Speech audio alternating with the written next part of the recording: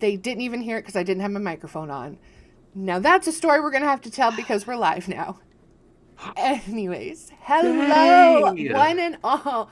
Welcome to our community showcase on Diversity Saves. I have with me a amazing group called House of Dreams. Now, if this is the first time that you are tuning into our channel, Diversity Saves is a 501c3 nonprofit made up of passionate TTRPG creators, actors, and fans from marginalized communities who wanted to create a means to amplify voices not only in the community but in the works that we consume across the industry. That's our little pitch. You can visit us at diversitysaves.org for more information, or if you're interested in being featured on the community showcase, the application is there, or exclamation point app in the chat. But today, these 5 lovely people, plus my cats that just ran across the room and distracted me, hi, Neurodivergent. Um, these 5 wonderful people are from a Twitch channel called House of Dreams. 2 of them you may have seen on our channel before, excellent friends of the show, and 3 new friends that I have made, and I'm very excited. You can also, if you want to catch up on their backlog, YouTube. Oh my gosh, see, I said I would mess it up. House of Dreams. You can get all caught up on Season's Oath, their Wanderhome journey, which is also a charity stream where they have raised across channels about $650 for various causes, and their Vampire the Masquerade series, Dead at Heart, set in Cardiff, which before, all I knew about Cardiff was from Doctor Who, and now I'm very excited to know more. Anyways, we're going to start off with the introductions, and they're going to answer a little icebreaker question for me, just so that you can start to get to know them. Our icebreaker question today is using the stats of a generic TTRPG game. Maybe it's D&D 5e, I don't know. What are your individual god level stats, which is the stat that you'd have the most points in, and what is your lowest? I, Nekola the Druid, people say that my highest is charisma because I do things like this, but I don't believe it, and I think it's wisdom. And my lowest stat is strength because I'm a little weak Victorian child, and I relish in it. We are going to start with Hector. Hi, my name is Hector Reyes, aka Okami, all over the internet. Um, I am the steward of the House of Dreams, which is a term that I got from the SCA because I'm a nerd. And I am been the brown kid at the gaming table since 1989. My icebreaker question, right? Okay. So I would say my highest stat is probably charisma. Um, just in the sense that, I managed to like gather people around me to do fun projects like this. And my dump stat is probably constitution because I'm old and tired.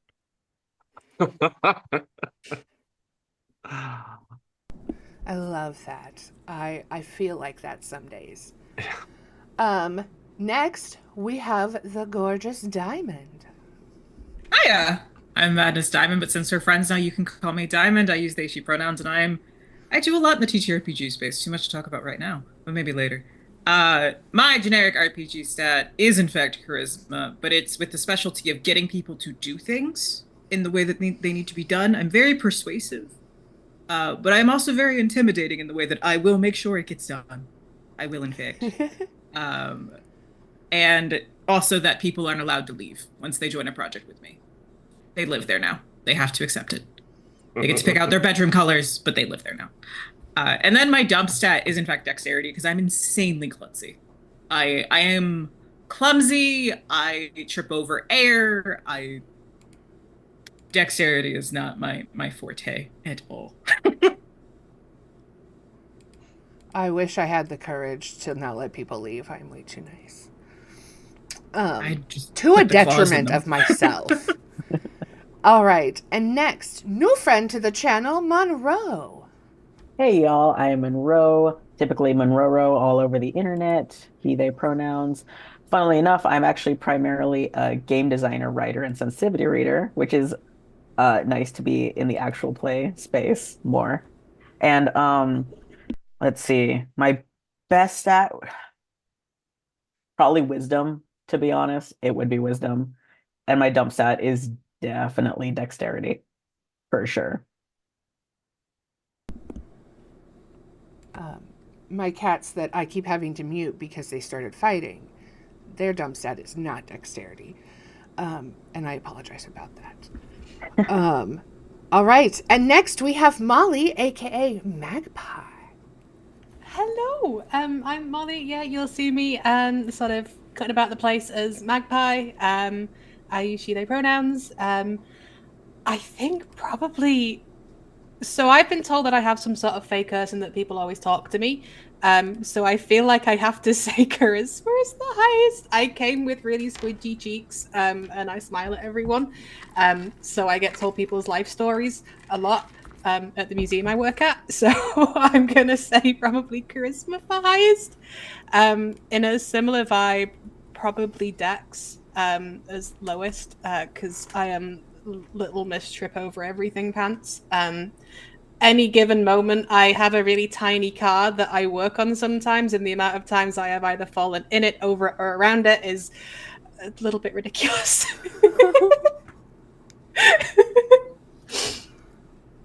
All right. Last but not least, we have Kallum. Hello, my name is Kallum. My pronouns are they, them, and new. Um, yeah, I think I'm gonna have to say that I also am in the charisma and dump decks. I would say dump strength, but I forget that sometimes I work as a stage manager and it requires me to lift a load of things everywhere, and I can do that way above what should be my ability, despite these very scrawny arms. So yeah, I do think Dex is my dump stat. But my charisma specialty is in seeming like I know what's going on when I don't, and just lying to people, which is kind of my whole thing. Yeah. That is fantastic. Um, but I don't know. We did just talk about your face giving it away. I'm using your face to see if I'm doing well because between Hector and Kallum, they shouldn't be able to hide if I screw this up. And that's just a joke because I'm very nervous. Anyways, all right. So let's start with just kind of the elevator pitch about what House of Dreams is and how it got started. Um, yeah, So House of Dreams is a TTRPG actual play creative collective um, that is focused on platforming BIPOC, queer, or LGBTQ, and marginalized people, run by us, for us. Um, the origin story was that I did the true origin story is I put together a Discord group for my personal friends to play games that weren't D&D to deal with the pandemic, to deal with lockdown. Um, and it wasn't intended to be a channel. And then I met Diamond at the Telltale Hearts or Telltale. Always messing that up. Hearts BIPOC Star Wars event, which is going on right now. But we met at the first one last year, and I decided that I wanted to do something creative. And I was really inspired by how many, people of color and how many LGBT people and how they brought, their accomplices, because I like the term accomplice as opposed to ally, that were brought along. And I was like, hey, Diamond, like I see that you do admin for Dinner and a Game and you're really good at it. Would you help me and launch this Thirsty Sword Lesbians project, the Rose Court project? And this really just started off as like a platform for, launching the Rose Court project. And then it became so much bigger. And over the course of the year, um, I kept meeting all of these other people. I met Monroe back in the terrible place known as Twitter before we both left. And there was a desire for an all Latine table fantasy series. And I was like, you want that? We'll host it on House of Dreams, and that became a conversation. And then Kallum and Molly I knew from gaming on over in Europe, over on Misadventures League, and hanging out at Horde of Tales and a couple of other of the channel, and Pantsless Tables as well, which is an India-based TTRPG channel that's also like on the rise. Kind of, we were all like hanging out, and they wanted to make stuff, and I was like, "Oh, just come to House of Dreams and let's make stuff." Um, Me and Magpie had a conversation in Magpie's car and living room. Now the living room's so big that you can fit the car in. That we where we were like, we could do this. It's not difficult, but building up a new channel just on the back of us two seemed like a job we didn't want to do. So we knew that Hector was doing something, and I just went, "Oh, bugger it! Let's just take over Hector's thing." So I got in a chat. I was like, "Hector, you need more people on your project. Can we just be the European team?" yeah. So if Hector's the steward, I'm the grand vizier. You know those people in fantasy movies who are like, "No, sir, don't listen to them. They mean you harm. They're the bad guy. Don't listen to that advisor. That's my role." Yeah. I'm just waiting for Hector to make the mistake, so I can go, "Yes, I am king." No, yes, we No. we had a conversation. We're like, "Oh, Hector's great. We want to help Hector do the thing that Hector wants to do, and make sure it's done right, because that's our big thing that me and my are like. We want to do this and hopefully do it the best we can." Yeah, there was a lot of talk in the space because this has been a wild year, Druid. We don't have to tell you. And like Yeah. and it's sort of like I feel like a lot of so European actual play channels really opened the door for me to make content. Like as a player, as a GM, people took a shot on me. Ida is someone that I really respect over at Euphoria. And there's been a lot of like, it's been very Amerocentric, which is a problem that like I have been dealing with for decades because White Wolf games, World of Darkness games, you know, have always been very Amerocentric. I remember sitting there, on the old White Wolf forums and people just being like, from Europe, fans from Europe just being like, why? Europe is not like this. Like, you've got to get out of your bubble, guys. And I was seeing the same problems cycle again.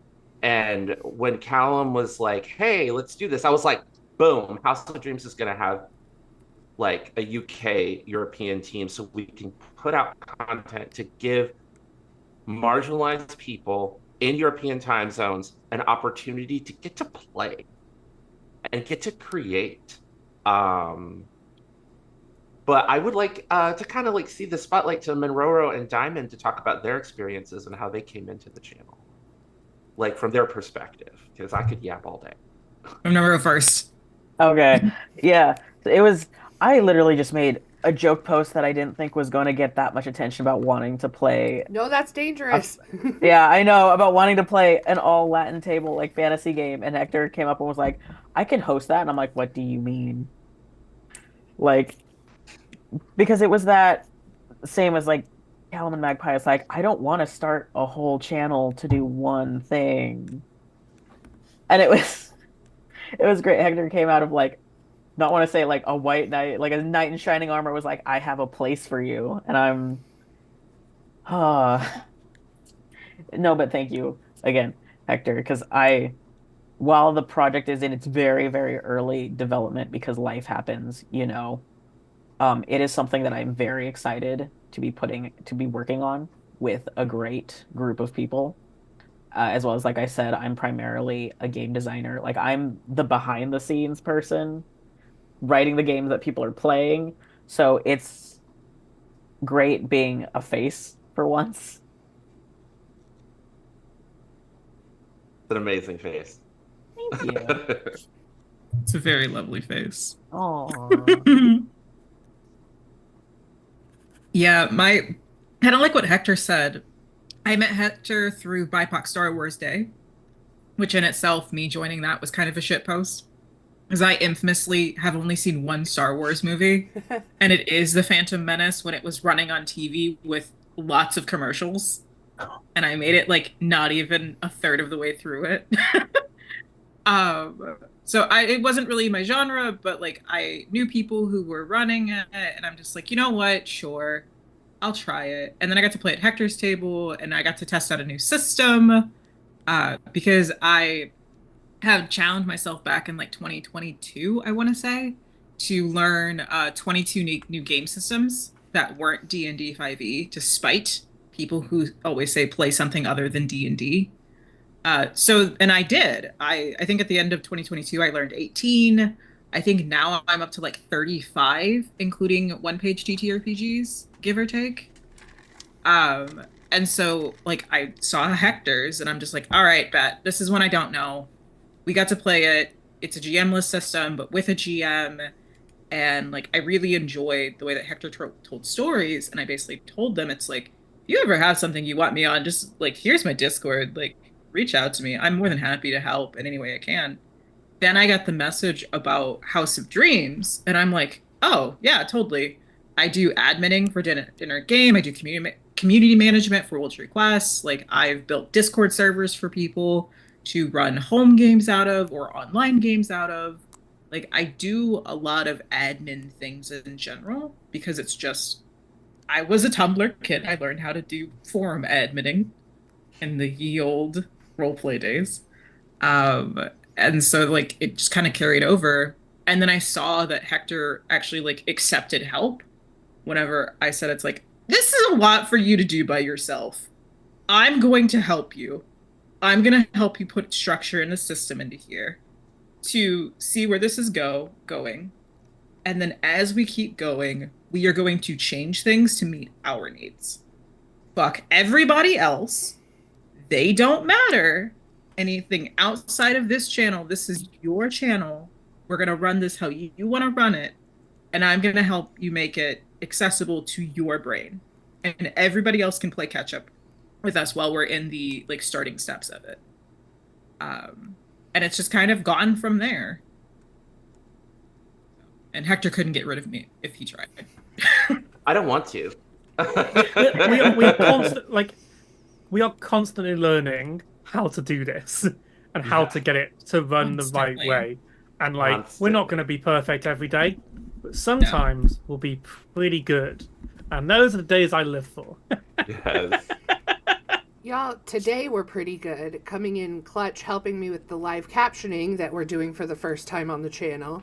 And so that, I'm going to use that as a leeway, or as a segue into our next question about what kind of difficulties did you overcome when you were starting like what kind of hiccups came through? How did you overcome them? And what kind of advice can you give to people who also want to do the same thing?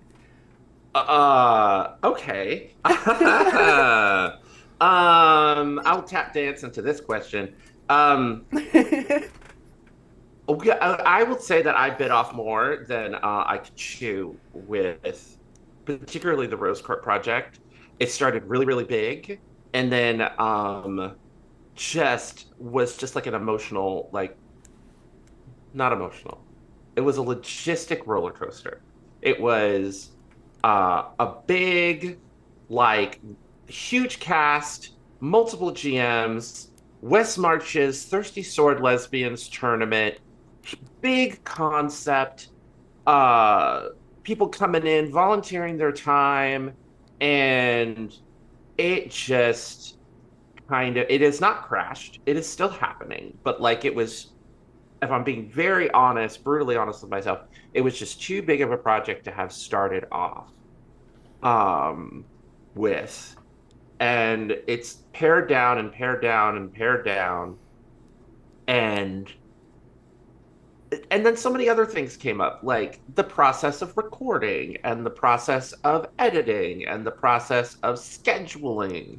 Um, scheduling and availability. And I will say, and this is my opinion, I think, and if my co-directors disagree with me, they're free to disagree. That's how we work here at House of Dreams. We learn through disagreement. Is I feel like there was such a focus on safety via vibes, not necessarily safety via safety tools, because that will always be important, but like safety via vibes, that I just forgot about availability. Because sometimes just, we put like, oh, let's make sure the tables get along like first, so much that we just forgot, oh, are these people even available like at the same time? Like, because sometimes you can have a table that you vibe with, and the thing about it is that's already a logistical nightmare when you're dealing with one table. We were dealing with like 5, and that sort of magnified. And people from all over. So I ended up with a table where I think no one shared a time zone. Mm-hmm. Everyone was in a different time zone. I had 2 American time zones, my time zone, Germany, an Asian time zone, just everywhere. I was like, this is amazing. These people are giving up their time. Did we think that maybe we could organize tables by close time frames? That was actually something I had put forth for like whenever we're doing the next like bout Yes. of a project. Yeah. We are just locking in it's like, when are you available? And like one of the other things too that we ran into the issue of is that we had so much interest, but then it becomes the downfall of a lot of projects like this is that communication breakdowns in people being like, oh, well, I don't want FOMO. I'm going to go ahead and join this project. This sounds cool. I will volunteer my time. It's like, yes, but you haven't answered a message from me in 3 months. And you could have just, nobody wants to fess up that like they just have too much on their plate, which I think is a giant, like, glaring problem in this space. I don't know what you're talking about. Like, I will call myself out on this, and I know I have friends in the chat who are like, yes, Diamond, call yourself out. I'm a workaholic in the way that I have so many projects. My schedule is booked. But even I was looking at things like, I don't have time to do this. I have this time spot that I can fill with something. Beyond that, I am not free. And I set my foot down, I set that boundary. Other people will see a project like Thirsty Sword Lesbians and be like, oh, it's gay, it's chaotic, it's West Marches. I want to go. It looks like so much fun. These people look cool. Oh no, my schedule. But they won't look at that, oh no, my schedule, and then bow out gracefully or say it's like, hey, I know I said that I could help you, but I can't. And then it just ends up falling on Hector and I a lot of the time to play the game of, okay, well, who can do this? We have this thing that we're trying to work on. We haven't heard from this person. So that was a lot of like the beginning stages of the Rose Court until finally Hector and I were sitting down one night and I'm just like, Hector, I need you to just reflect on this. What do you want? Because it's always been about, this came from Hector's dream of wanting to do something for good. If I can get Hector to say what they want to accomplish with this, we will start moving again. Because also it happened at the same time as the world happening in 2024, especially for us Americans. Yeah. So like everybody was feeling things. Everything was a thing, especially in the TTRPG sphere. And it became a lot of just being there for each other in some kind of capacity, at least between me and Hector. Because like I just would just be there and be like, all right, what are we talking about today? I'm here to listen. That kind of like saying yes to something and then realizing our lives hasn't worked out or we don't have the availability. It's like it's happened internally at House of Dreams where projects can't happen because and there's communication breakdown and it's like yeah, okay, we need to reflect on that. And we were all honest with ourselves about the fact we need to reflect on it moving forward, because the only way we're going to get better is by making those mistakes, learning how to adapt. And Diamond is very good at holding most of us to account. I'll never held account for anything, so it's so good. Um, and Not yet, at least. We're Until you getting not yet. there. do. No one's been able to track me down. I'm recording this from an undisclosed location, so no one can find me. Um, yeah, and I think like it's also like just the general teething issues of tech. We are we are using a bunch of things that weren't designed to do the things we want to do. That's just the fact of actual play, is that we use a bunch of technology that was designed to do certain things, and we can kind of morph that into what we want it to do. But the technical capacity to do that is limited on the cost of your computer, the knowledge of your editing, and like your internet connection. All the things that cost money and aren't necessarily things that you can control.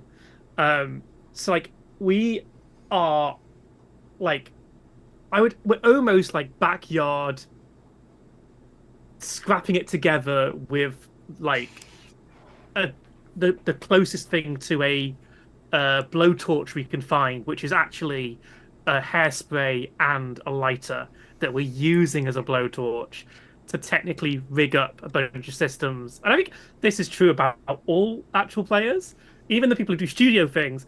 They have grabbed a bunch of studio equipment they can get their hands on, and they've rigged it up to do a thing that like this is a full TV. I know TV companies who couldn't pull this off.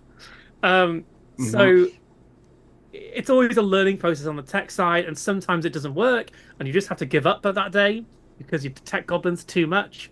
But Yep. also, we learn from those days, and we also go, okay, actually, rather than panicking right now and letting the day be important, because obviously organization's an issue, because it's bad enough organizing your real games with your real friends, but your internet friends on their timetable is even more complex. Um, you can just take the L and come up with a new plan. Mhm. Uh, and that's something that everyone has to go through. But we experienced it literally last week.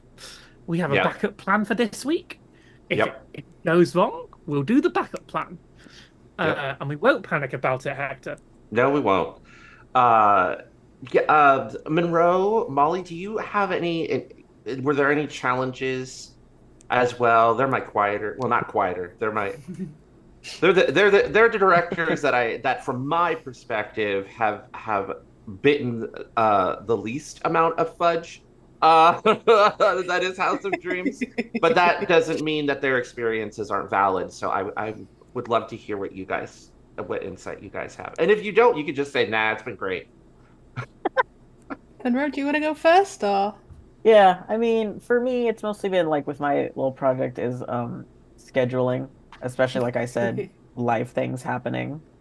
And I've also been a little in the director's seat, but no, I've because tech is not my personal skill set. So it's been a lot of observing, which has been pretty fascinating on my end. I'm like, oh, that's how you do that. Like, but also knowing it's so much work and being like, do I want to do that? But also at the same time being like, I do. At some point, I would like to actually learn how to do tech because it's very important to do if I'm going to be in this space and in this position. So, but yeah, no, I'm for the most part, other than scheduling, chilling and watching everyone else go. I don't want to say go through their own things, but it's like because that sounds bad. But I'm like the support on the sidelines, like y'all got this. This ties a little bit into the back half of the question. I'm just gonna put a pin in this really quick. With Monroe in particular, health is important. Please do not take this as a knock on people who don't go to cons for health reasons. That is not what I'm saying. What I will say is Monroe and I sitting down and having a face-to-face conversation at Big Bad Con, meeting with the rest of the cast of the project that we're working on, was so healing and was so important. And I will go into that more later, but I just wanted to bring up like that as like a little pin to what kind of revitalized our relationship in terms of Monroe as my co-director. Um, uh, Magpie. Yeah. So I guess from my side, up until a year ago, I didn't know how to make layouts properly. My partner Riley sort of taught me a little bit on how to make layouts. I didn't know how to stream. I got bullied because I was still running everything on a Toshiba that was a considerably aged laptop that I was very kindly gifted from a friend. So it could not produce. So in the last sort of year or so, it's been a very much here, take this information and jam it into your head. So I did the layouts for Dead at Heart. I've done, what else have I done the layouts for? Oh, you did the I could layouts do, for Lost Haven for oh yeah, Skies Above. It was really yeah. awesome. I forget things. As soon as I've done it, it goes back out the other ear. So yeah, I learned how to do that. I've learned how to produce things. Oh, Grand Guignol. That's Oh, yes! gonna be our first like duo trio I'm so uh excited to series we're get doing later. And when we started working on that, oh, beautiful gothic romance, Penny Dreadful themed overlay. Yes. So I'm kind of really excited to have been able to get involved and to learn all that stuff. And yeah, as we were saying, I sort of jammed together my first Magpie Presents last week.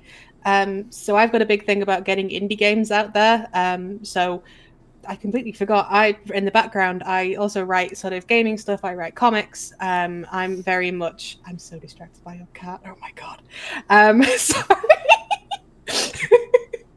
um, if my brain's just gone orange catkin. Yes, so I got to sort of put together my first Magpie Presents. So that is getting kind of indie games out there on APs, sort of getting a bunch of people into it and going, cool, let's play this. So I think as well, getting the confidence has been a massive thing. For anyone that kind of knows me at home, I am not the sort of person to put myself out there. Prior to streaming, sort of like when I first started, like you would always see me wearing glasses because even just looking at myself on a screen, I'd sort of like eke myself out a little bit so I could get the glare so I wouldn't have to look at myself. And now to kind of come on streams in sort of full faces of mad makeup or to run my own sort of things, it's like, oh god, I can do these things. Like if I touch it, it's not going to break. So that's been, yeah, really exciting to kind of go from, I guess, not really knowing how to do a whole lot, not really having a lot of connections, sort of very much being like, please, could I possibly join your game, please, if that's okay? To getting involved in things. Yeah, it's really fun. I'm really lucky to be here. Uh, a big lesson takeaway. Uh, there have been setbacks. Things have happened. Projects have crashed. This is just me speaking. It's okay to dream big, and it's okay to fail. But once you fail, you learn from the failures. You pick yourself back up, and you try something else. A smaller project, a collaboration with people. We would not be where we are if it wasn't for Rose Court. Is it messy? Yeah. We would not be where we are if it wasn't for the Latinate Fantasy Project. Have we put it together yet? No. But it led to a really beautiful group of Latinate people meeting up at Big Bad Con and bonding and becoming friends and wanting to do creative stuff in the future. Just take big swings, and when it doesn't work out, take smaller swings. I love all of that so much. There was so many points to divert it into another conversation, that now I'm going to attempt to do that because I just am getting blinded listening to you all. All right, so I'm going to piggyback off something that Kallum said about taking all of these things and kind of configuring them together to do things they weren't meant to do. To kind of leeway into accessibility.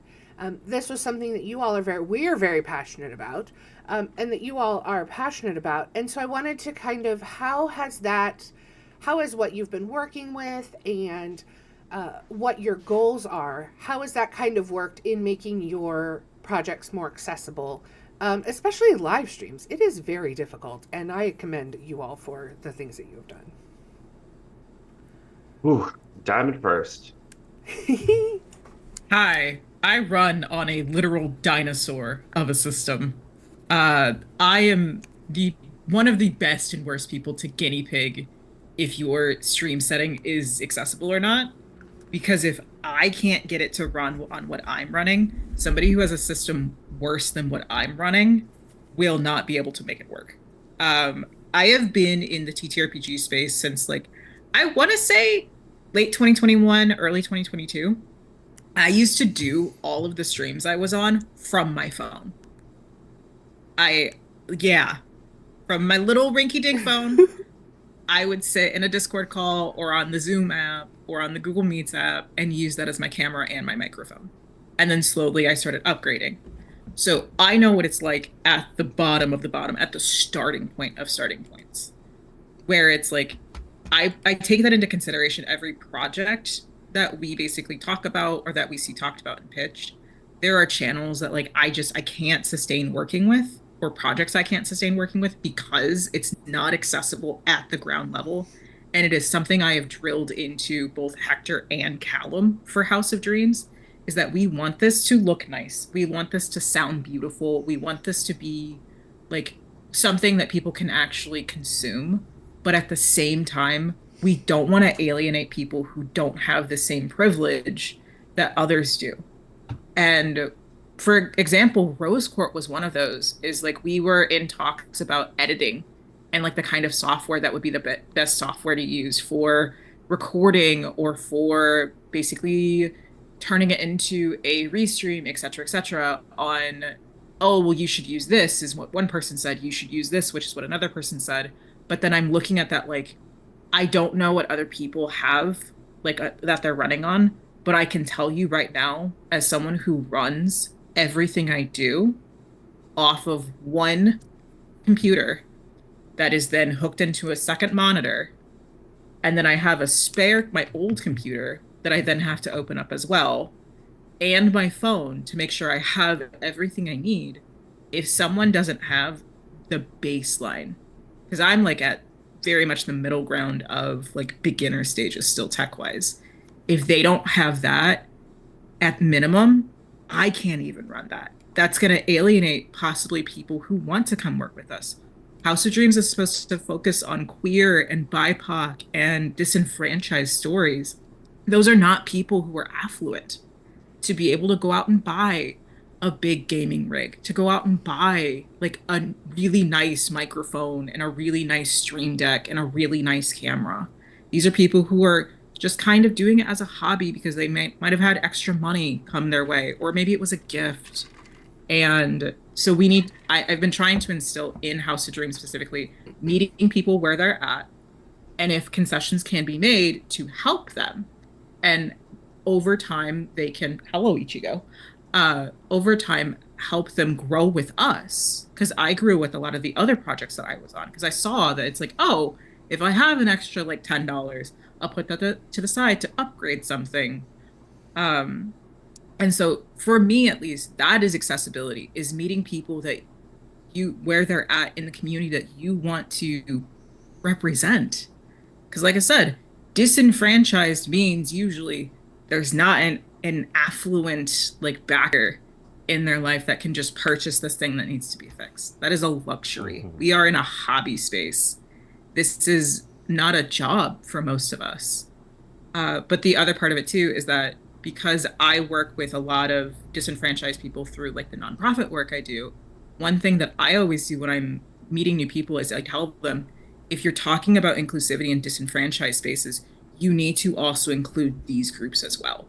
These are also things you need to put in your lines and veils as clarification, because they're things that are overlooked for accessibility purposes. Because You know, I love playing darker themed games. I love me some World of Darkness. Hector and I bonded over that. I Mhm. love me some good gay queer story time chaos. I love me some Doom by the narrative. But at the same time, like, I, as someone who's a sex worker, don't want to see sex workers as the victims. I don't want them to be this like background passing NPC and it turned into like they don't who doesn't even have speaking lines. Um, and so that's something I bring to the table of a conversation of like, have you ever played with a sex worker besides me? Have you ever talked to one? Because they're more frequent now in the space, at least. Or Mhm. have you ever had experiences that are adjacent to this kind of work? And so, as well as people who have other disabilities or have special needs in some kind of way, of the way that they need accessibility catered to them. Do you need captions? Do you need people not to make certain noises? I played in a game where somebody said it's like if people cannot hum, like while they're like doing like idle animation things, because some people do hum, or if you cannot like pop like your gum, or maybe you need to enunciate a little bit more. It's stuff like that, and having that as part of the like building blocks of conversation, where it's like, hey, I really don't like the way that this word sounds. Can you avoid using this word specifically? Like, and also recontextualizing language as well, because we work with a lot of people from different cultures too. Mhm. So, but that's my 5 cents, and then some. Uh, to expand with hopefully with Kallum's help, because this is also tied to tech and accessibility, captions. Captions have been like the big evil bad guy that we've been dealing with. And I have this I had a conversation with one of my mentors in the space about open captions versus closed captions and how open captions are really, really great, but there are people who have certain disabilities who can't handle the visual of uh, words flashing on a screen. It triggers anxiety, it triggers visual processing issues, which makes open captions not good for people with certain disabilities and certain mental disabilities. And there is this general talk in the space that if you have open captions, you're doing accessibility right. Not for everybody. It's something that has become incredibly pervasive in the TTRPG space. Even I thought that way this past year until it was pointed out to me by one of my mentors, that it's not accessible for another group of people who have visual processing issues. So I had a conversation with Kallum where it's like, hey, Kallum, can we please switch to closed captions? I'll just be like, hey, we're doing closed captioning. If you need captions, go down and press the button at the bottom corner of Twitch. And Twitch makes it sound like it's easy until Kallum actually tried. And I'm going to cede the mic to Kallum. It goes back to that point I made about you're trying to make a bunch of tech that wasn't designed to do what we do the thing that we need it to do. So like most of the plugins you can get for OBS or Streamlabs that do captions are not designed to keep multiple people. It's designed for one person. It will be because of the way what Twitch was designed, and that's what most streaming is. It's designed for one person to have one set of captions go out. And it's not even like theoretically you can get all of your audio, put it to a single channel, and put that through the captions. It's going to look horrible for the people reading it, and it's going to it's going to make your control of the audio more difficult because you're having to channel it down into one channel. It's a whole mess of things. So I think to kind of expand on what Hector was saying, that like there is no one thing that is, and this is something I deal with in my real job. Sorry, I don't call this real and fake. It's just my parlance when I talk about the internet and what I do outside the internet. Is that there is no one accessible show. There is no one accessible way of doing it. There's no fixed solution to all of it. You have to adapt every project that you make to the audience it's going to, the people involved. You can put provisions in place the best you can, but those provisions are only as what you are able to put on, and provisions cost money. Captions is an easy-ish thing to do, though it's not easy. The thing that we use is browser-based, but then it only works on certain browsers. It's known to disconnect. It's known to be funny. Certain microphones, because of the way they work, will actually receive all the audio that you're going to your headphones, put it going through your mic, and will then play everything that someone else is saying under your name while they're saying it. And the fix to that is I need you to get a different microphone because I can't work with it. I can't fix it on my end. Which causes money. Yeah. Which is so like accents. Our Indian friends, none of the open captions that we have been working with work for our friends in India. Me and my friend Steve do a wrestling podcast, and we've put closed captions on it. The captions are only me. There's a little bit of Steve occasionally, and it's working, but it's just not picking up on how he's speaking. And so you. One of the things I will say is that sometimes we underestimate that people will have systems in place in order to receive the content they want to engage with. That obviously is a privileged position to be in, but they might have a thing on their computer that automatically generates captions that they have set to what they are able to read. Like when I put captions on a stream, it's only going to be in the format I can put it in, that I can see, that is in the right size on my OBS. But that isn't going to be readable to everyone. So it's a complicated thing. The other side of accessibility that I want to talk about, because it's a big thing that I focused on when I was running Dead at Heart, is I can't necessarily control the output to be as accessible to everyone as possible. What I can do is make my table accessible for the people playing at it to be comfortable and have fun. Lots of various things came up at the Dead at Heart table. A few things I wanted to kind of like ensure is like, I don't expect my players to be there all the time because life happens, and also I want to play with you. Don't count yourself out because you can't do a week. I would rather you take a week off, or only do, like, we did 8 sessions for Dead of Heart. If there's 2 you can't do, if there's 4 you can't do, I'm still gonna chat with you about playing my game if I want to play with you. And I want it to be a place that you can feel comfortable jumping in, but also being like, hey, I gotta go, I can't be here. A Season's Oath is structured the same way, because Wanderhome can be played solo.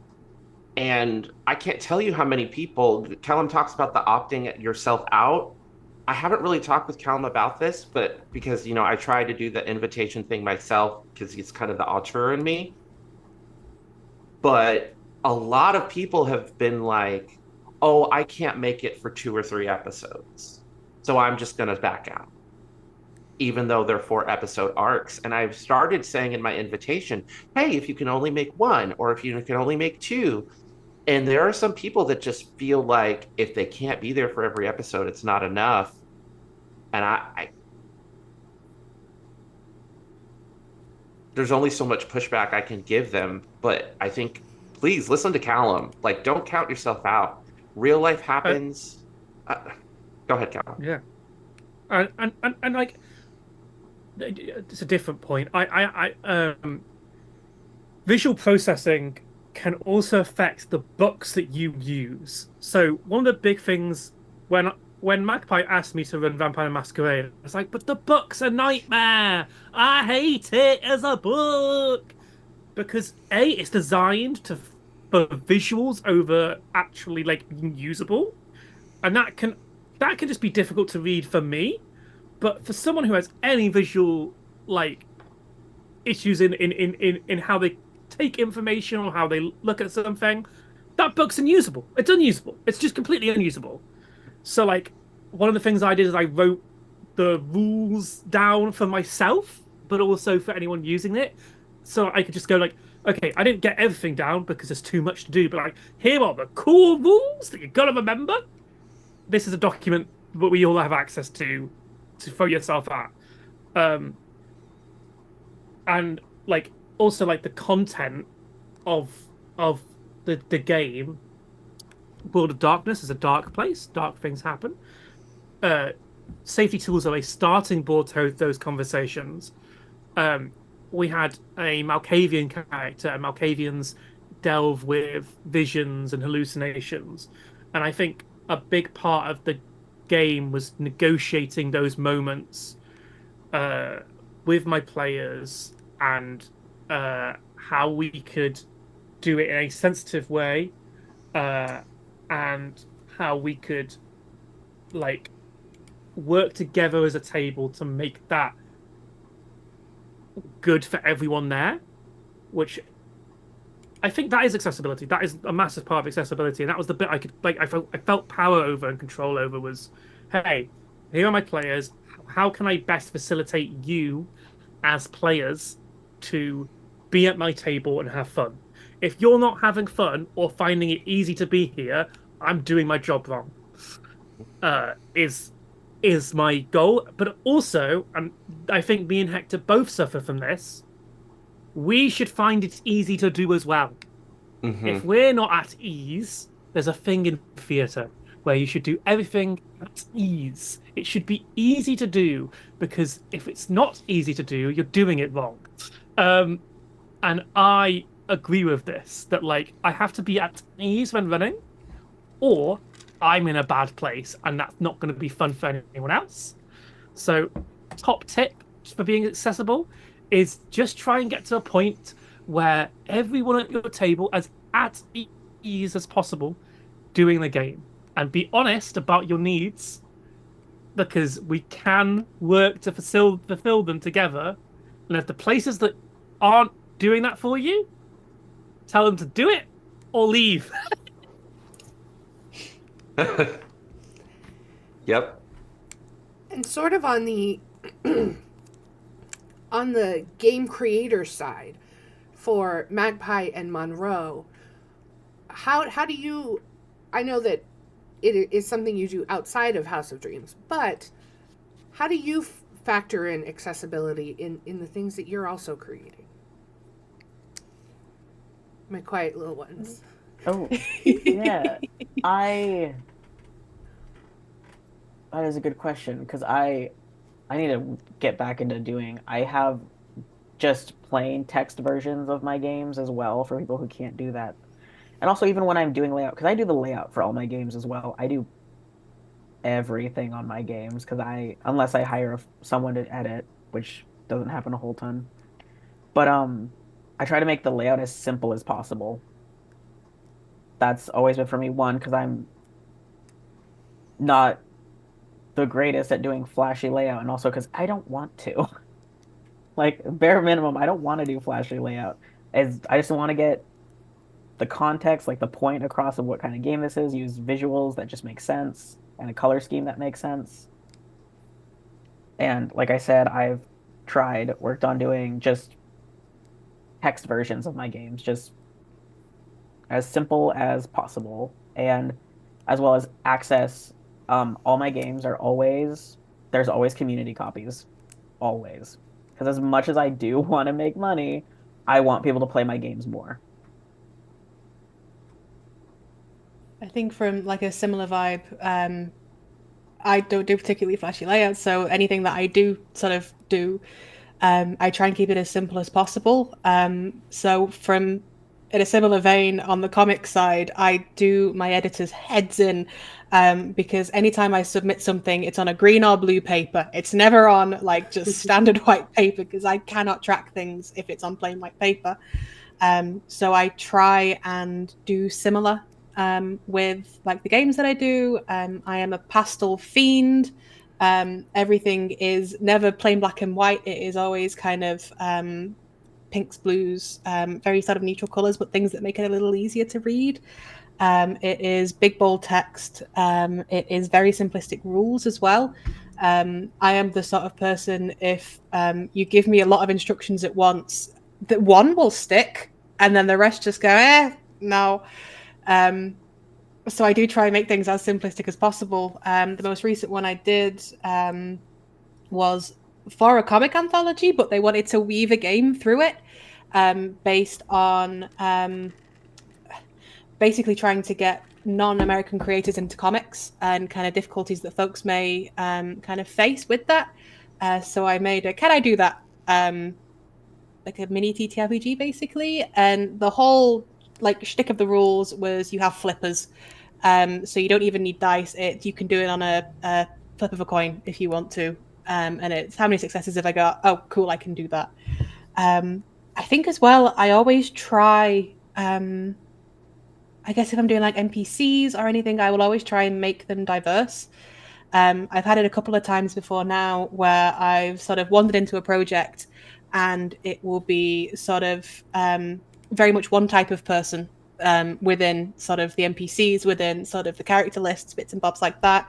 And usually it's me and my partner kind of step into the same place. We come as a package deal sometimes, and it's like, right, how can we make this a little bit more kind of queer? How can we make this sort of a little bit more diverse? How can we make this kind of a little bit more interesting to the point where someone can look at this game and say, oh, cool, like I vibe with that, or okay, cool, like that person resonates with me. I think my most recent one was we ended up making a couple and just sort of made them kind of all a little bit sort of out there, but quite in depth and interesting.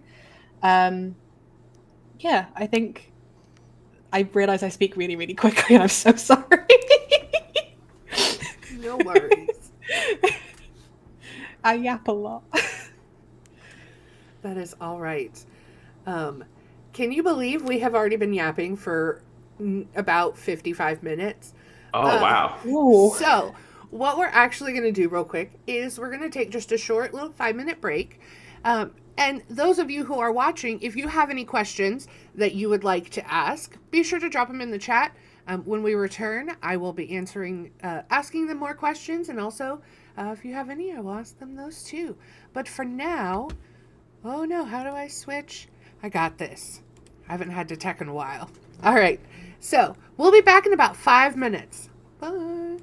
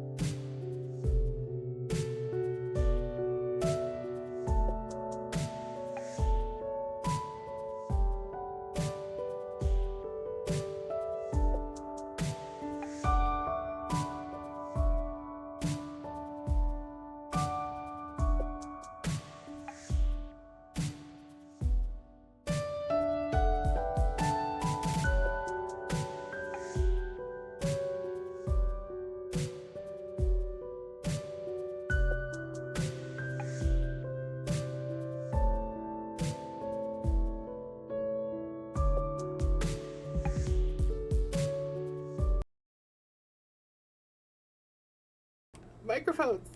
Hello, everyone. Hello. Welcome back. We are here. If you are just coming in late, we are here with House of Dreams and my new co-host Moby, who likes to bite things. Hello, say hi.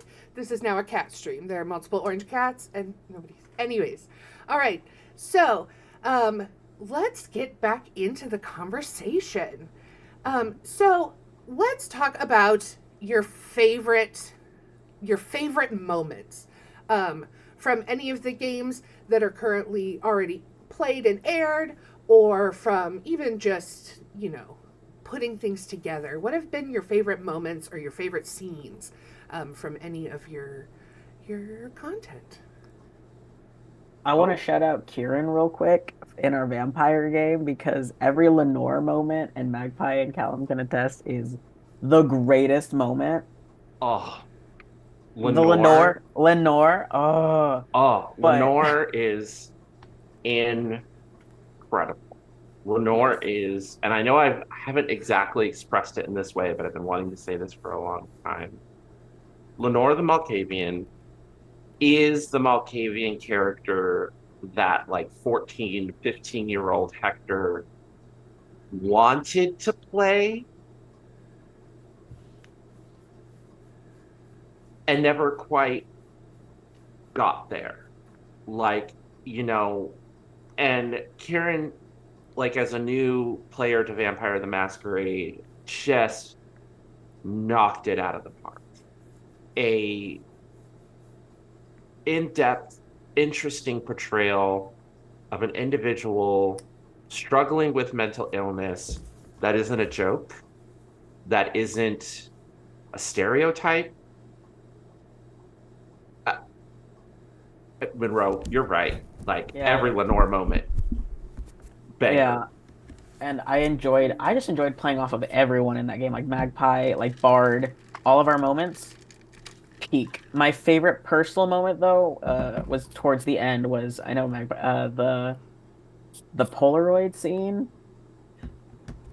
No. Yeah, for me, I loved your reaction to it. Yeah, because I was really crying in a good way.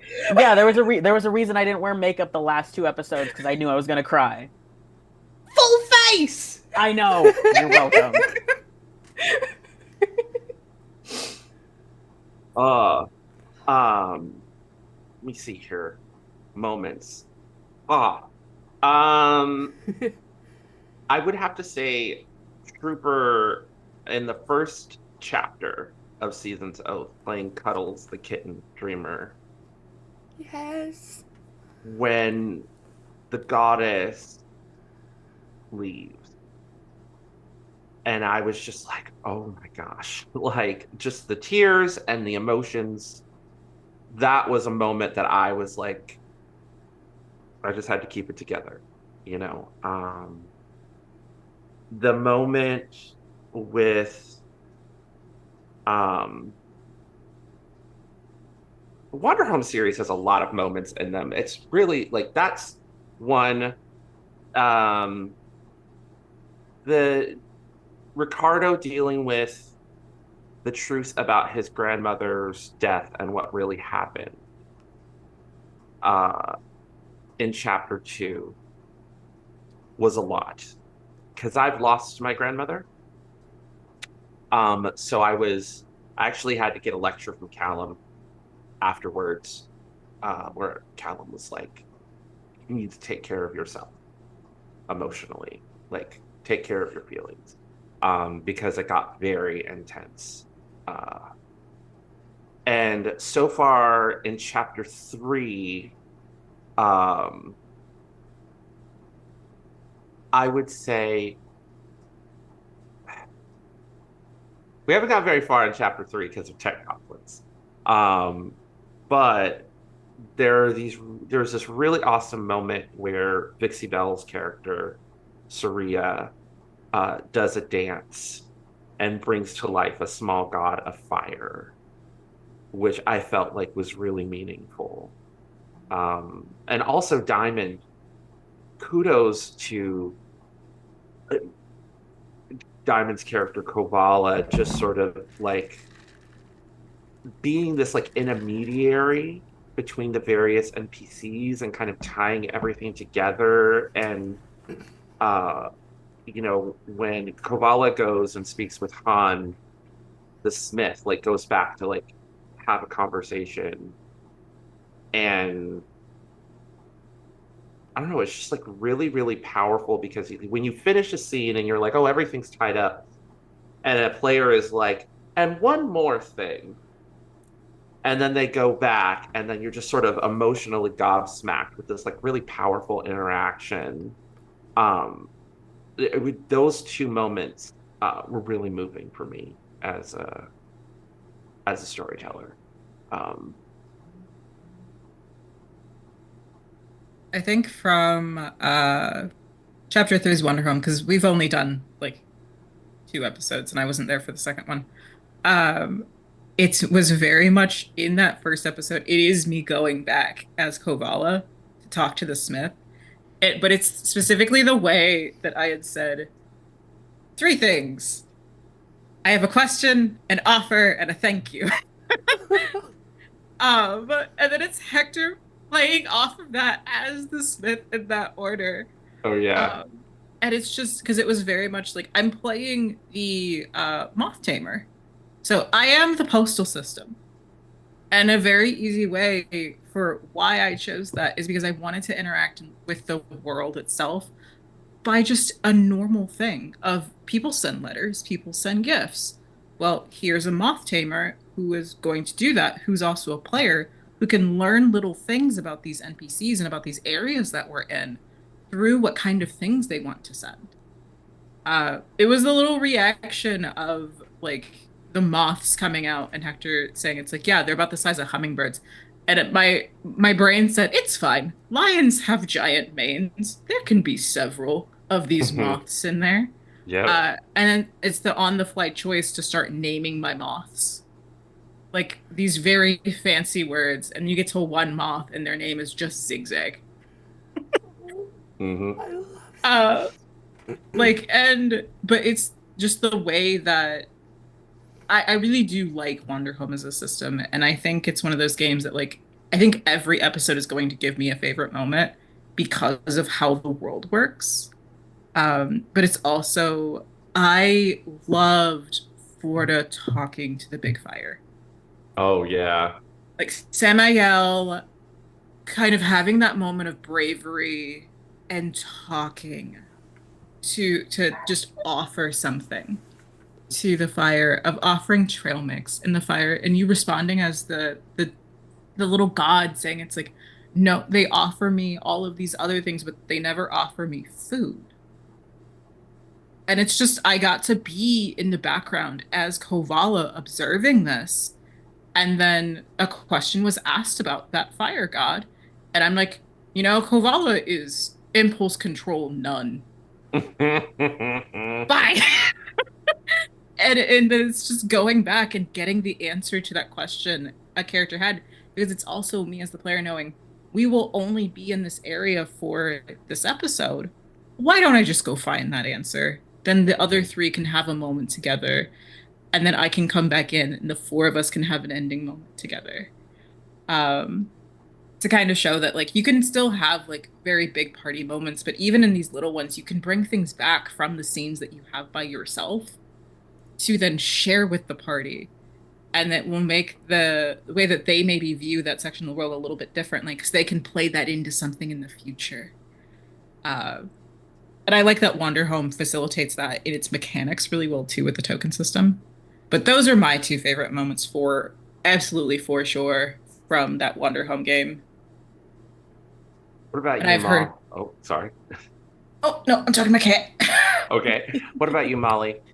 Oh, so I'm gonna stick with the Polaroid scene for one, because that hit us completely blindsided. So we were having this like quite intense emotional moment in like sort of game, and then it just kind of went from here to here. And I don't normally cry at things, but like I was definitely like a bit bottom lippy about that one, because I think it was the first time we'd sort of seen your character really kind of get emotional about something, because Gabriel was this very sort of like stoic character, and it was like, no, I'm God. I think also from kind of the VTM game, I want to say when Kallum introduced Ollie. So Yeah. Ollie the werewolf. So that was such a cackle. I'm sorry. Thank you for reminding me. I love that guy. I'd introduced a werewolf character as an NPC, or he was a background character that I've had in lit roleplay for yonks. Kind of, he's always been there. He's always been like a little bit of a goof. And I sort of said, hey, like, do you think you could do something with this? And Kallum just took it and fucking ran. I went from like dying crying to like nearly having to take a step away because I was laughing that hard in a game. I remember after that, I took Callum aside and I was like, I don't remember. We're having a meeting or community night, and I was like, Ollie is amazing. I want an entire Werewolf the Apocalypse side series about Ollie and his past. This character is so cool. Molly, thank you so much for reminding me about Ollie. Ollie is my baby boy. Yeah. I've had him for so long. And then a non-house one, which is my last one, I promise, was again with Kallum. It was in Hallows Vale. That's how we all met. Yes. My character. So I'm very impulsive. I went from playing very silly characters to playing very serious characters. And it's all because of this one thing. So I was playing a little bit of a kind of mischievous soul who didn't really like the rules. Elsie was my baby girl. I love her very dearly. And Kallum made the mistake of putting a figure of authority in front of me. And was like, oh, like, do you want to like have a partnership, not a partnership, like, do you want to make a deal? And I was like, no, I don't want a deal. I want a partnership. I'm going to reset my things real quick. My captions. Hold on. Sorry, I did catch in the background that the captions had tech goblins, you know them, you love them, you Are they back again? Yes, they're back. Yes. Yeah. Cool. Continue telling me about this werewolf. Sorry. So this one was Elsie said, no, I don't want to make a deal with you. I want a partnership. And broke time. Oh, the specific wording, no, because this is so I am a nightmare, but the specific wordings were, I want to go. I want to have a go. Yes. And I went, what is the funniest, most interesting thing to do with the words I want to go? Mm-hmm. What if the god said, sure, you can be one too? And it just, like, I think it just naturally made the story more interesting that one of our small teenagers got transformed into God of Time. And then the horror of the show changed genre from, oh, it's sort of slasher, to existential horrors about having control of time, killing billions of universes by just thinking. It was. What happens when mild-mannered British girl becomes like a cross between a Time Lord and a Cenobite? Like, it got it's Cenobite more than anything. Yeah, really, really weird. And then it became like the through line of everything. So everything in that universe comes from that moment because a player said something to me, and I went, "Oh, scrap everything else. This is what we're doing now. This is the line. This is the moment where everything in my universe pins on this one weird moment where a player said something, and I went, bugger it. Why not? Because that's how I run. If you watch my games enough, you'll learn that I have no plans. I just come up with things on the spot, depending on what the players do. When Monroe brought the Polaroid up, I was like, well, you've opened that wound. That's not me. That is Monroe choosing to have Gabriel inform people about their life, and now I'm allowed to use it. so I used it shortly afterwards in fun ways. Um, yeah. Um, favorite moments. I really liked creating a table for both uh, creating my table for VTM and having everyone at the table, and the whole show is my favorite moment of it. But like the way that we all interacted with each other, cooperated, being really open with each other, it's just really reaffirming that these people are great and they want to play with me and that we enjoy ourselves. And like that's the moment that lands more for me than like every moment in the game. Like I could say that time I wrote a really sexy scene in the vampire game was very fun to play. But actually it's the whole thing as a collective of the moments and the people involved. And equally, when I recorded my Rose Court table, because I was stubborn enough to get everyone in my table to go, you will answer the form, I will organize the recording sessions, no one can escape me. Um, Yep. in I didn't know any of those players. I was running a system I didn't know in a world that wasn't mine, which is things three things I'd not done before properly. I like to properly interrogate the people who want to play my games, but they all loved the game and enjoyed playing it, and I got to come up with things on the spot, which is the thing I like doing, and I like everyone having a mess and then going, what's the messiest option? What is the way where every character's interactions build into this thing? So the finale became five. This is spoilers, because it's not out yet. There's some really awesome messy stuff in that game where character interactions and like every character has their own little queer combat moment. My favorite moment isn't out yet. There we go. That's what I'll say. So then we can. Yeah, I really like the end of my Rose Court sessions. I think it's the best, and no one's seen it yet. I have a question on here. That's a question for the GMs, and I think we might throw it out the window after what Kallum just said. Has there been a notable moment where the players went a direction you didn't intend and you had to improvise on the spot? But I kind of feel like that's Kallum's whole game. Yeah. That is my whole thing. I think Yeah. I try and outdo the players on that, where they will do things and I will just respond to whatever, like with whatever, not what with, but like what makes sense in the moment. So like, I would say no. In the finale of Dead at Heart, I was playing out a scene, and once again, Magpie refused to just let things lie. So I went. I was helping. So I was like, you're making an action as a player. I have to respond to this action. That's what I do as a fan of the characters and a fan of the players. If the players want to do something, most of the times, let them. That's my big piece of advice, and that's kind of how I operate. Even and also to equal to that is it also means that everything they do has a reaction.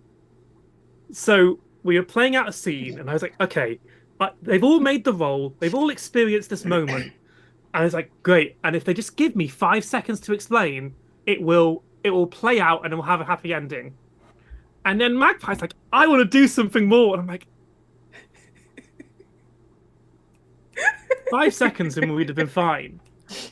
So my response was to take us even further, to go to a happier end, to give the players an opportunity to engage in a problem that I had gone, well, this is a thing that has happened.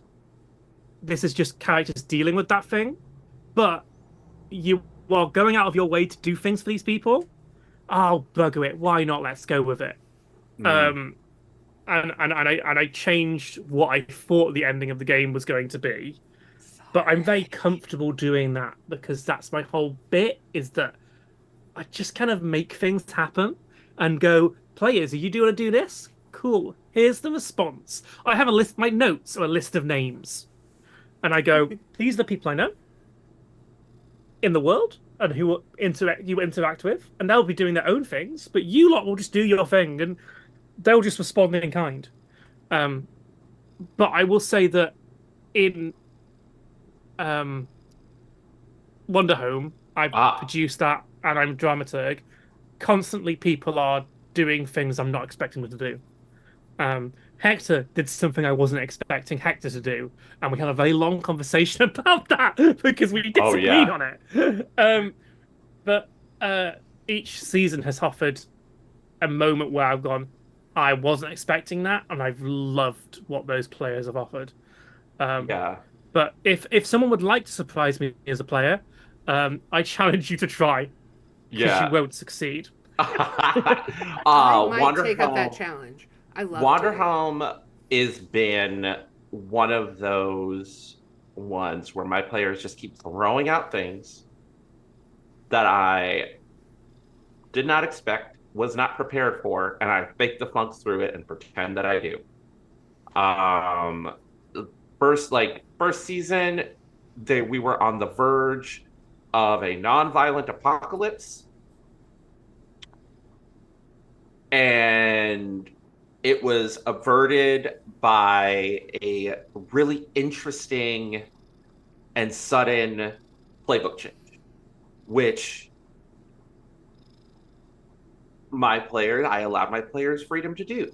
Um, it's one of the advancements you can pick because I let people advance their characters in between every session as opposed to every holiday, just to kind of keep things punchy, keep the flow going. Uh, and I just sort of, you know, went with the flow, improvised around it, made it a bigger story, wrapped everything up in the end.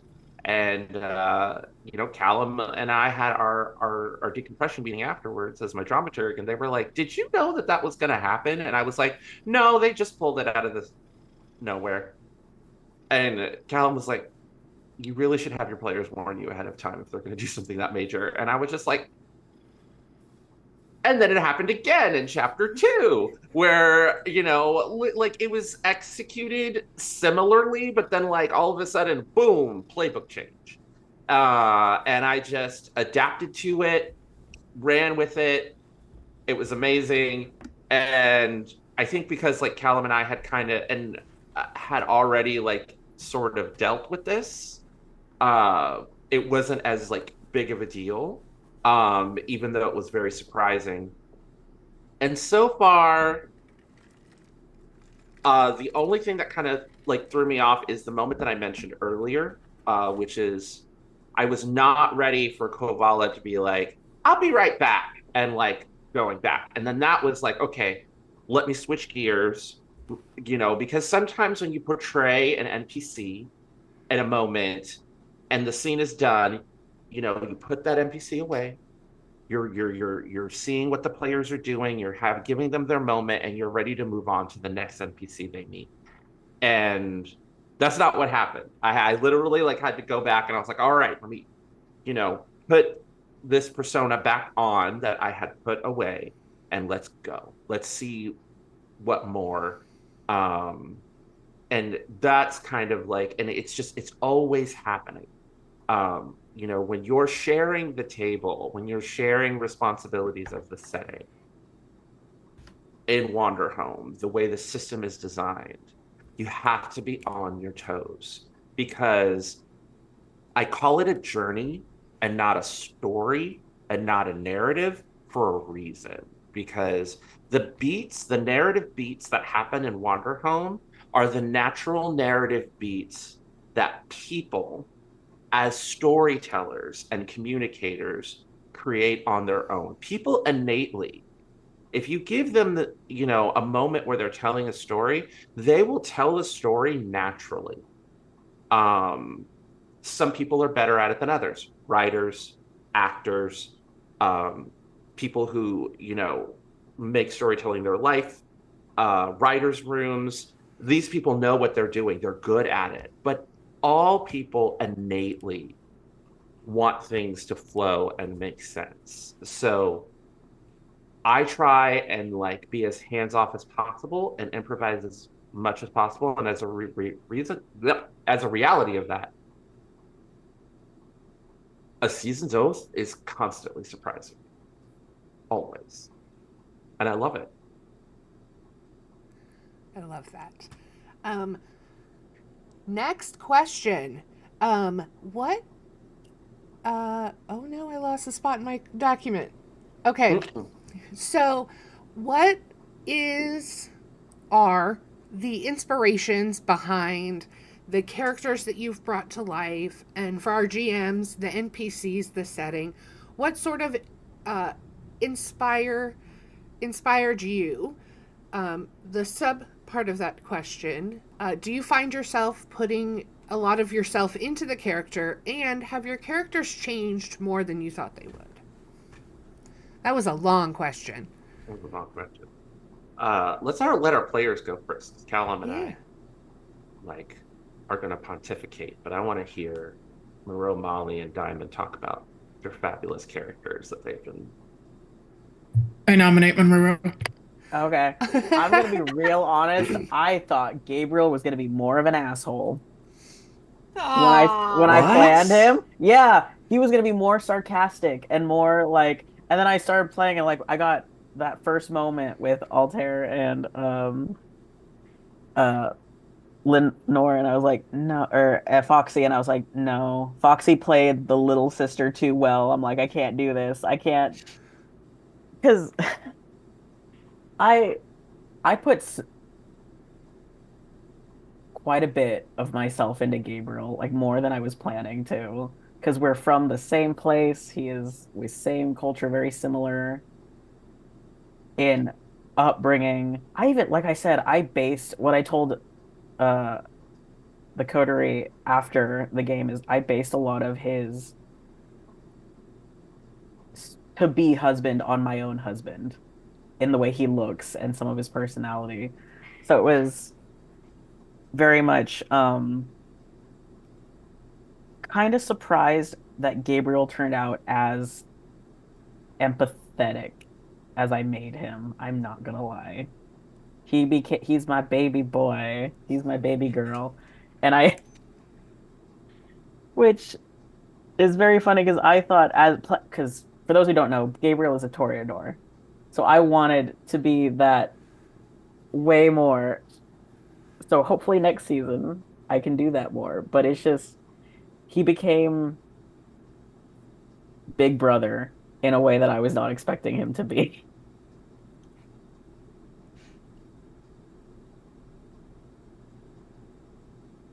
I nominate Magpie. Oh no, okay. Okay. So Altair for me, I've been writing for a long, long time. I started off on the literary roleplay scene, because I'm a nerd. He's one of my oldest characters. There's a few that have kind of dotted around. There's my Massive Mouth character that I probably had in a form from being about 11 years old. I'm 27 now. Altair started off as this really edgy type character that I made when I was about 12, 13. He was the guy. And he hasn't changed a whole lot since. So he has changed and shifted a lot with me. I have two versions of Altair, which is kind of hilarious. I have the VTM Altair, and I have a Warhammer 40,000 version, which is an accidental story within itself, but they kind of mesh really well. I had him previously over on the Misadventurers League. He was kind of brought in as a guest character, and I really sort of fell in love with playing him, I guess. There's a lot of myself in Altair in certain places. There is a lot of kind of not really knowing who you are and why you are a certain way, kind of dealing with issues of being set up a certain way in life and wanting to go another way, aspiring a lot higher than maybe your situation would have set you up for. He suffers a lot with OCD, which is something I have. So that was really interesting in getting to, I guess, play a little bit of that out, and not in the kind of very Hollywoodized version of like OCD and how it's portrayed. It was a lot of fun getting to, I guess, mess with that and portray it quite authentically. And also just getting to play someone who is a massive edgelord, but not necessarily like mean with it or kind of like, oh, I'm better than you. Like, I know exactly what I'm doing with it. He's a nerd. He knows he's a nerd. He drives a hearse. He's like, he's gone, yeah, okay. Like, I'm gonna play this like goth archetype and I'm gonna take it a million miles west. Like he knows he's like that. He's very self-aware. And then going from kind of the Misadventurers as a guest character, it was really nice to sort of go, okay, so this is his story so far. I want to really get my teeth into that, pardon the pun. So it was lovely, so lovely to kind of go, okay, this is this character, this is what he's been through. Let me go nuts, essentially. And then I was gifted these amazing people to play with. Sort of like all of the cast were spectacular. Like I came off of every session like vibrating because it was just lovely. Because everyone's so sweet, all the characters so lovely. So yeah, Altair kind of started off as this really old character, kind of middled as a lit roleplay character, and then yeah, is now here, and I've got a horrific amount of art for Tech Priest Altair. But that's besides the point. I nominate Diamond. Hi. So I don't have a lot to say on Kovala. I've only got to play Kovala for one episode so far. Kovala's name is just very much a joke, in that Kovala is a lion. So I named, and Kovala is also a non-binary lion, because lions have the ability to, like female assigned lions, have the ability to grow manes, and basically pump up testosterone in their system to take on a male, like, persona to thus protect their pride better. And so I'm just like, you know what? I love lions. They're my favorite. I have a bunch of lion plushies behind me. I have my own little pride pile. But Kovala's name is actually a combination of Kovu and Nala from The Lion King. Because I was also born the same year The Lion King came out. So I grew up with that media as my favorite media. But Kovala is just kind of this is a new system. I want to kind of play towards the strengths of this playbook, and I'm just letting it ride. Kovala has a very, like, two-dimensional personality that's just going to grow as we go, and as I'm in the moment getting to interact with the other players. But my two characters that I have, where it's one who is nothing like me and nothing like anything I've ever played before, and then one character who is just a facet of me that I'm enjoying getting to portray. The one who is nothing like me and nothing like I've ever played before, I'm on a D&D game on Thursdays, that stream that's completely underwater. And whenever I got the, like, acceptance to join that game, like, almost 2 years ago now, I looked at it, I'm just like, I'm a spellcaster main. I usually play a bard. I play a sorcerer. You know what? I want to play a strictly melee character this time. I'm going, like, it's so bad that my intelligence is my dump stat. And I religiously say, Luce has an intelligence of 11. What are you expecting from her? But then I decided to kind of subvert it by making her background that of an archaeologist. So she's good at it. She likes history, but I flavored it using Battlemaster, because Battlemaster gives you the student of war as one of your features, and you can basically be able to do that. But archaeologist gives you Dust Digger, and you can look at a ruin and basically be able to clock, like, something about it. But I thought that was a really interesting conversation of, like, not having an extremely intelligent or charismatic character. Because I looked at the stats and, like, anything that would let me multiclass into a spellcaster is a dump stat. Like, none of them are below 10, mind you, but it's too low to multiclass into something. And so now I'm playing a triple class character who's a Battlemaster fighter, an Ancestral Guardian barbarian, and a rogue. And I'm trying to figure out what subclass of rogue I want to go into if we go at higher levels. And she's just a melee monster. She's a tank.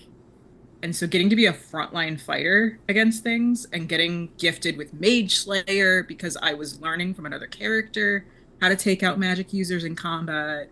Like, getting to be kind of just this magically stupid, feral, like, vibes only muscle mommy, whose entire character, like, build is I do her character progression and her story based off of the stages of grief and how that's worked through. Because it is something I've been through in the grieving process. It's something familiar to people, but it's ever present in the way that I flavored her. given her kind of this relationship between like the way that her mind reasons with what's happened in her backstory, the way that her mind views death itself in a world where magic can just bring somebody back. And she's biracial because I'm biracial. All of my characters are biracial to some degree. Um, and I combined a long-lived lifespan, like racial one, with someone who has a normal lifespan. So I halved her innate lifespan, and it's the conversation of what does that look like? And it's been a lot of fun. I love being able to tank damage, and have for one round my AC is like a 26 because I used bait and switch, or I can boost somebody else's AC. I love being a support tank, kind of what I call her.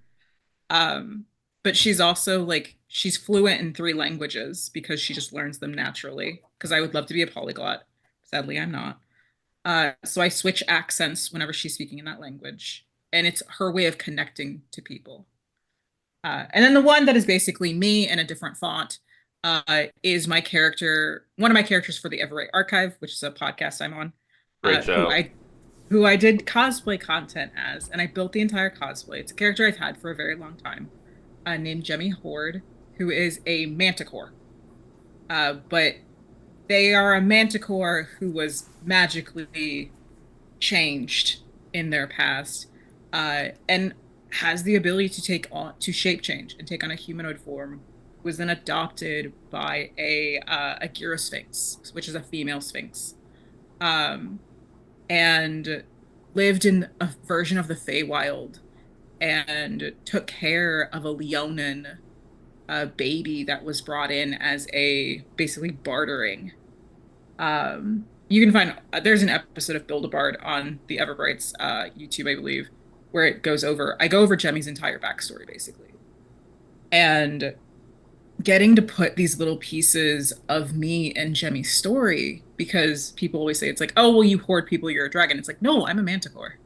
Manticores are an amalgamation of different creatures together. As someone who is biracial, as someone who has been raised amongst like other cultures and has all of these different identities, like that's the way I can just see myself and describe myself, is as a manticore. And like, but I also hate all of the minifigs for manticores because they're ugly and not aesthetically pleasing. Jemmy is though. But Jemmy has this very feral, bestial, monstrous form that I introduced in the episode of the Everbright as being this monster that then, through diplomacy and knowing that I need to meet you on your terms, turns into a more humanoid form with still manticore-like properties. Still has wings, still has a tail, still has ears, horns, is still like clawed, also has toe beams and lion feet. I refuse to take away the toe beams. But Jemmy's personality is very much mine. It's very much that forward-facing aggression. I'm going to put my claws into you and make sure this fucking happens. But then it's also the softness that some people will get once you do get to that point. But I'm also notable for, I built a whole world, and I put my friends in that world and surprise them and say, here you go, here's an NPC. Make them real now. Have fun. So that's me.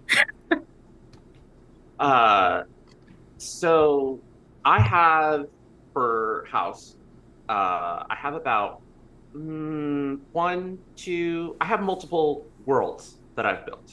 Kallum mentioned earlier about playing in someone else's world. I created my setting for Rose Court, which is based on my love of both Revolutionary Girl Utena and the anime. And Utena? Yeah. Utena! That's how it's said! Sorry.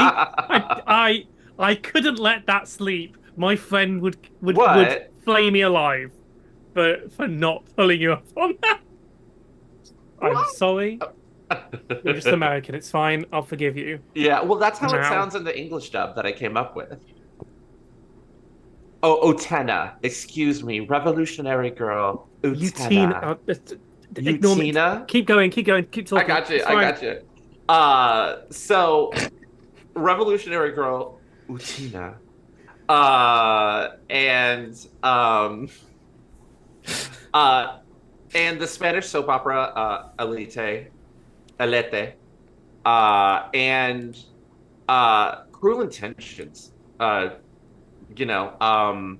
the idea of like collegiate magical intrigue, very, very sexy, very queer fencing, dueling, and also the Society for Creative Anachronism. The idea of having to fight in a tournament for a crown, which is incredibly ahistorical. But I was like, let me take all of these elements from this anime that I love, from this hobby that I have, and from this freaking Spanish soap opera that I absolutely adore, and tie them all together into this world and set it in an alternate reality San Diego um, Ivy League school called Presidio Academy. And that is the world that I built for Rose Court, that I have had Kallum play in, that the other people that have expressed interest in running in the setting. And that is actually where we're going to pin in the what's for the future question. I created this tournament event, which we're not doing anymore, but that was the original idea. I built this big setting to do this set piece event in, but the setting's still there, and we're still running games in the setting. Um, and I just sort of took all these things that I loved and just merged them into this one interesting, I don't even know, 10,000 word lore document. And then I had Ryan, who is one of our editors, come in and make a map. And Kallum came up with all these really interesting ideas, this sort of Guyver inspired magical armor like expansion of the lore. And then like all these ideas that other people have had, I've just built and built and built and built. Wanderhome, A Season's Oath, comes from, it's a throwback a little bit to for my first actual play stream. There used to be an actual play channel called Tabletop Roulette. My friend Dusty, who some of you may know from Goblets and Gaze and from Bring Your Own Mech, gave me my first shot, and was like, hey, Wanderhome's this new game. Would you like to run it on stream? And I was like, yes. So the first thing I ever streamed back in 2020 or 2021 was a Wanderhome two-shot.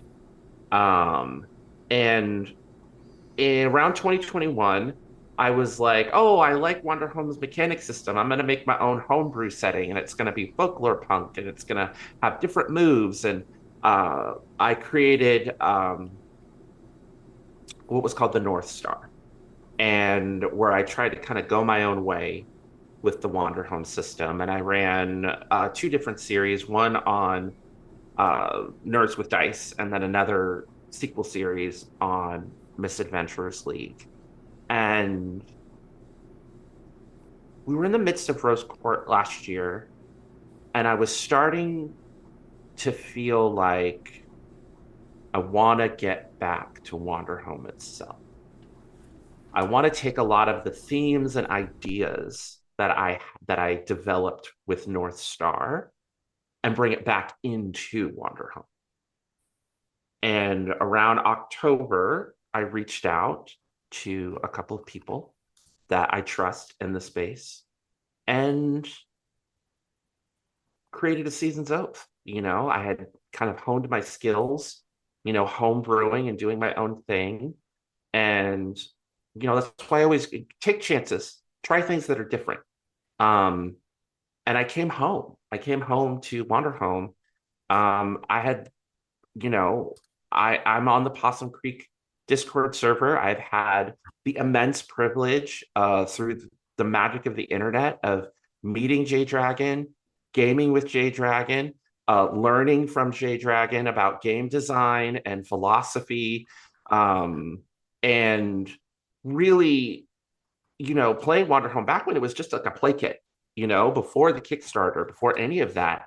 And I have just sort of dumped all of my passion for hex crawl, what people call OSR, old school Renaissance, my experience running West Marches and Dungeons and Dragons games, and taking all of these disparate elements of massive casts. What I tried to do with Rose Court, and it's sort of A Season's Oath just bloomed into that, telling this narrative of my own personal version of Heist, of all of these places and experiences, and combining the natures to make original places for my players to go out and play in.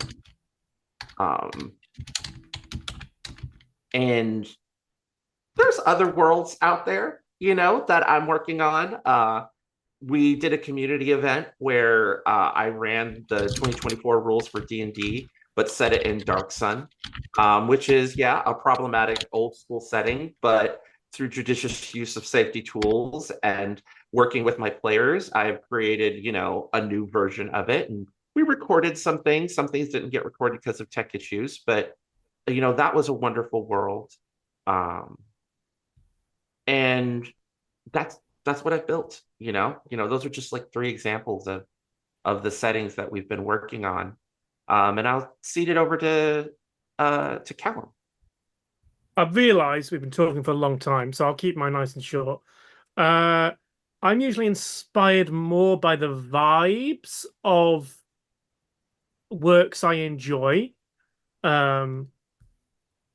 Like, I would say that my biggest source of narrative inspiration is the works of Kotaro Yukakoshi, who's a Japanese game developer, because everything you play of his has a really specific voice that you hear when you play those games. And I think that my games have that too. I like creating all these characters, but all of them have an aspect of Kallum in their voice. And that will just be the way the story's told, the way those characters interact.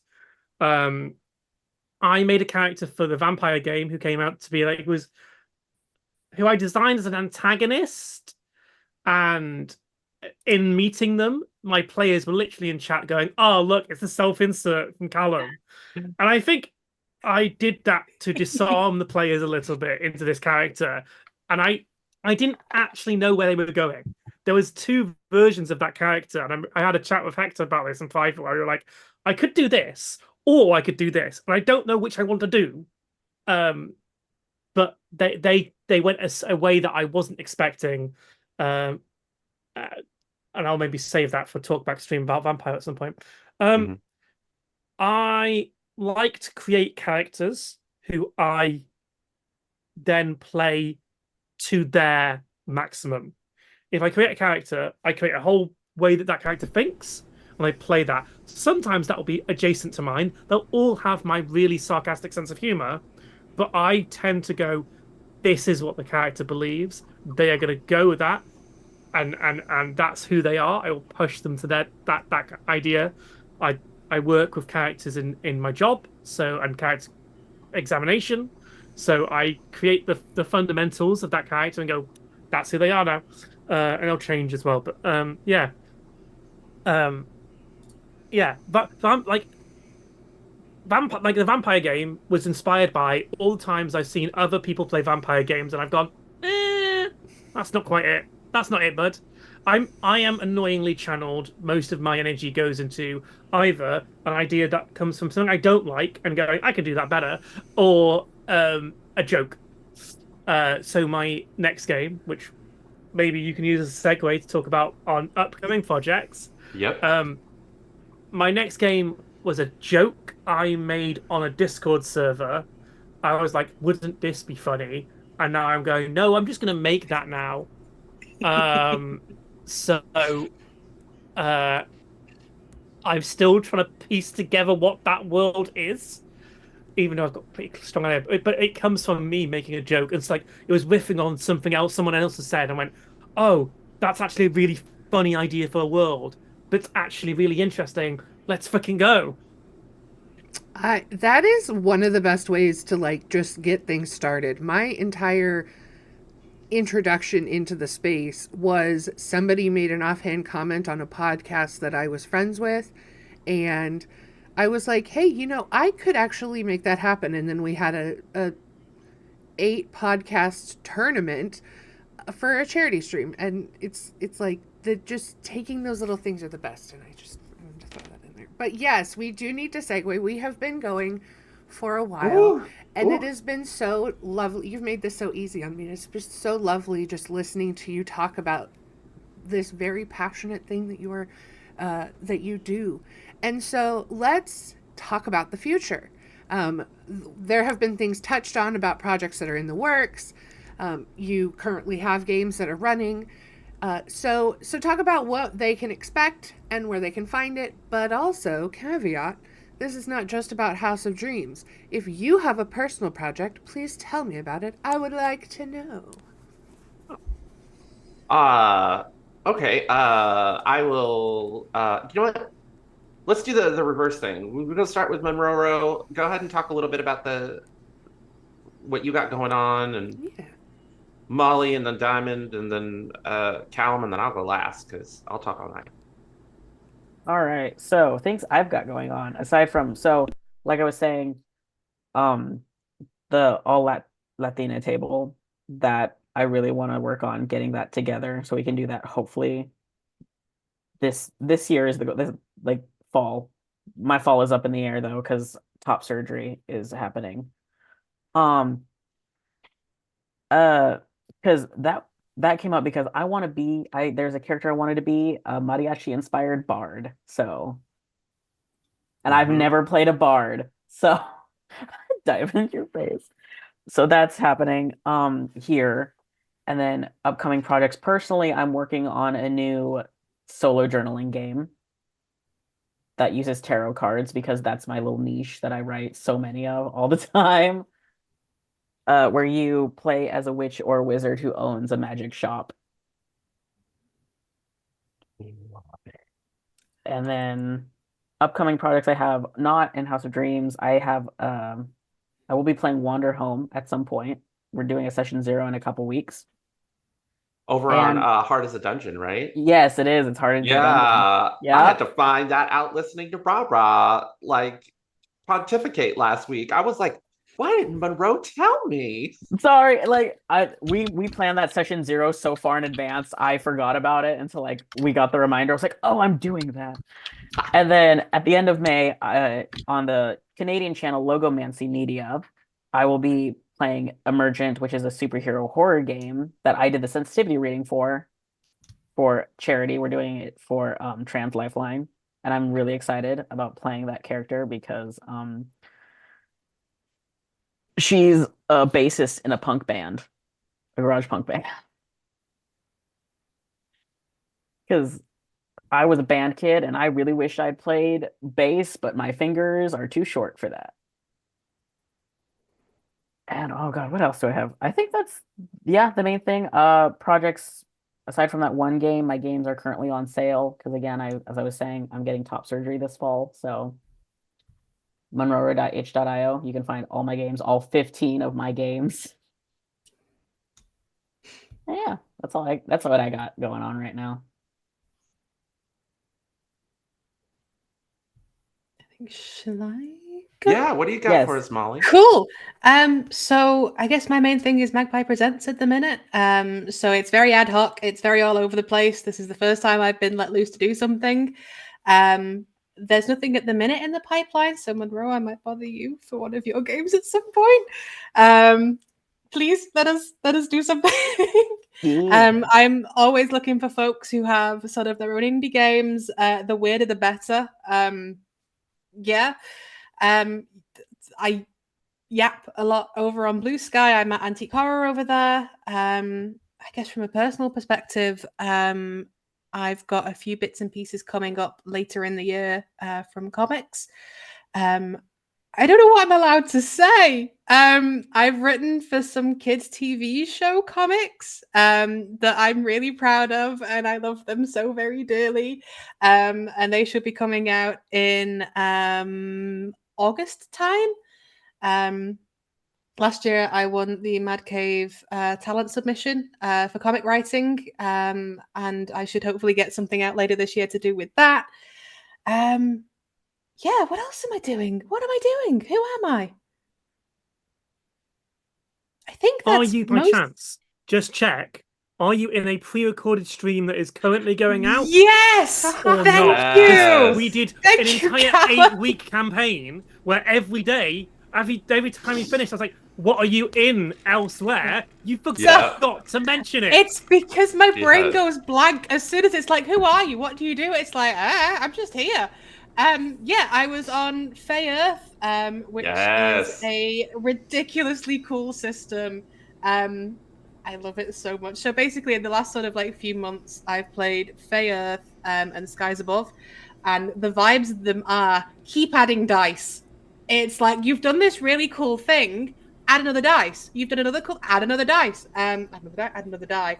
And I'm a goblin for getting to hold lots of dice in my hand and then just going bonk across the page. Yeah, freaking love them. You can find them over on the Fey Earth page. Neil does some amazing stuff anyway, and I know he plans to expand that out, which is even cooler. Thank you for reminding me. Yes. Yeah, most of it's comics. I've written on Bria's Magnificent Menagerie, which is a thing to try and say. That's coming out soon. It's got its own plushies, and I can't wait. So absolutely check that out. It's really cute. Yeah, you can find me on Blue Sky yapping about my read through of the Horus Heresy. Because I'm doing that. I'm up to 1,000 Suns. Because I might be writing something later in the year to do with that. So I'm kind of speed learning the lore. That's all I got.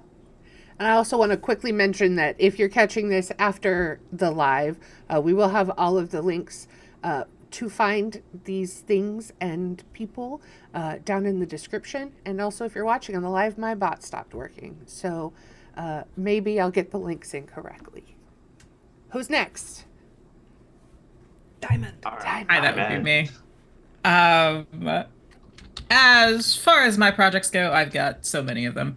But the big ones right now currently is that if you see this before May 8th through the 11th, yours truly will be at PAX East. I will be at PAX East boothing with Gehenna Gaming. We will be in booth TT56. But then my best friend and my buddies, my accomplice in all of this, in the TTRPG world, professional space-ish, is going to be doing some paid jamming in Game Room 52. Gehenna Gaming is going to be running Eldritch Automata, which is their flagship game, which is one of my favorites. I fangirled Too Close to the Sun, and the architect looked at me and said, all right, bet. It is a mecha, like, horror, would you like to fight Cthulhu in a Mech Pacific Rim style kind of game? But they're also running Our Brilliant Ruin. They're running Call to Power from Hedron, Horror Dungeons and Dragons, where those ones have 2 different settings for it, or 2 different systems supplements, I think.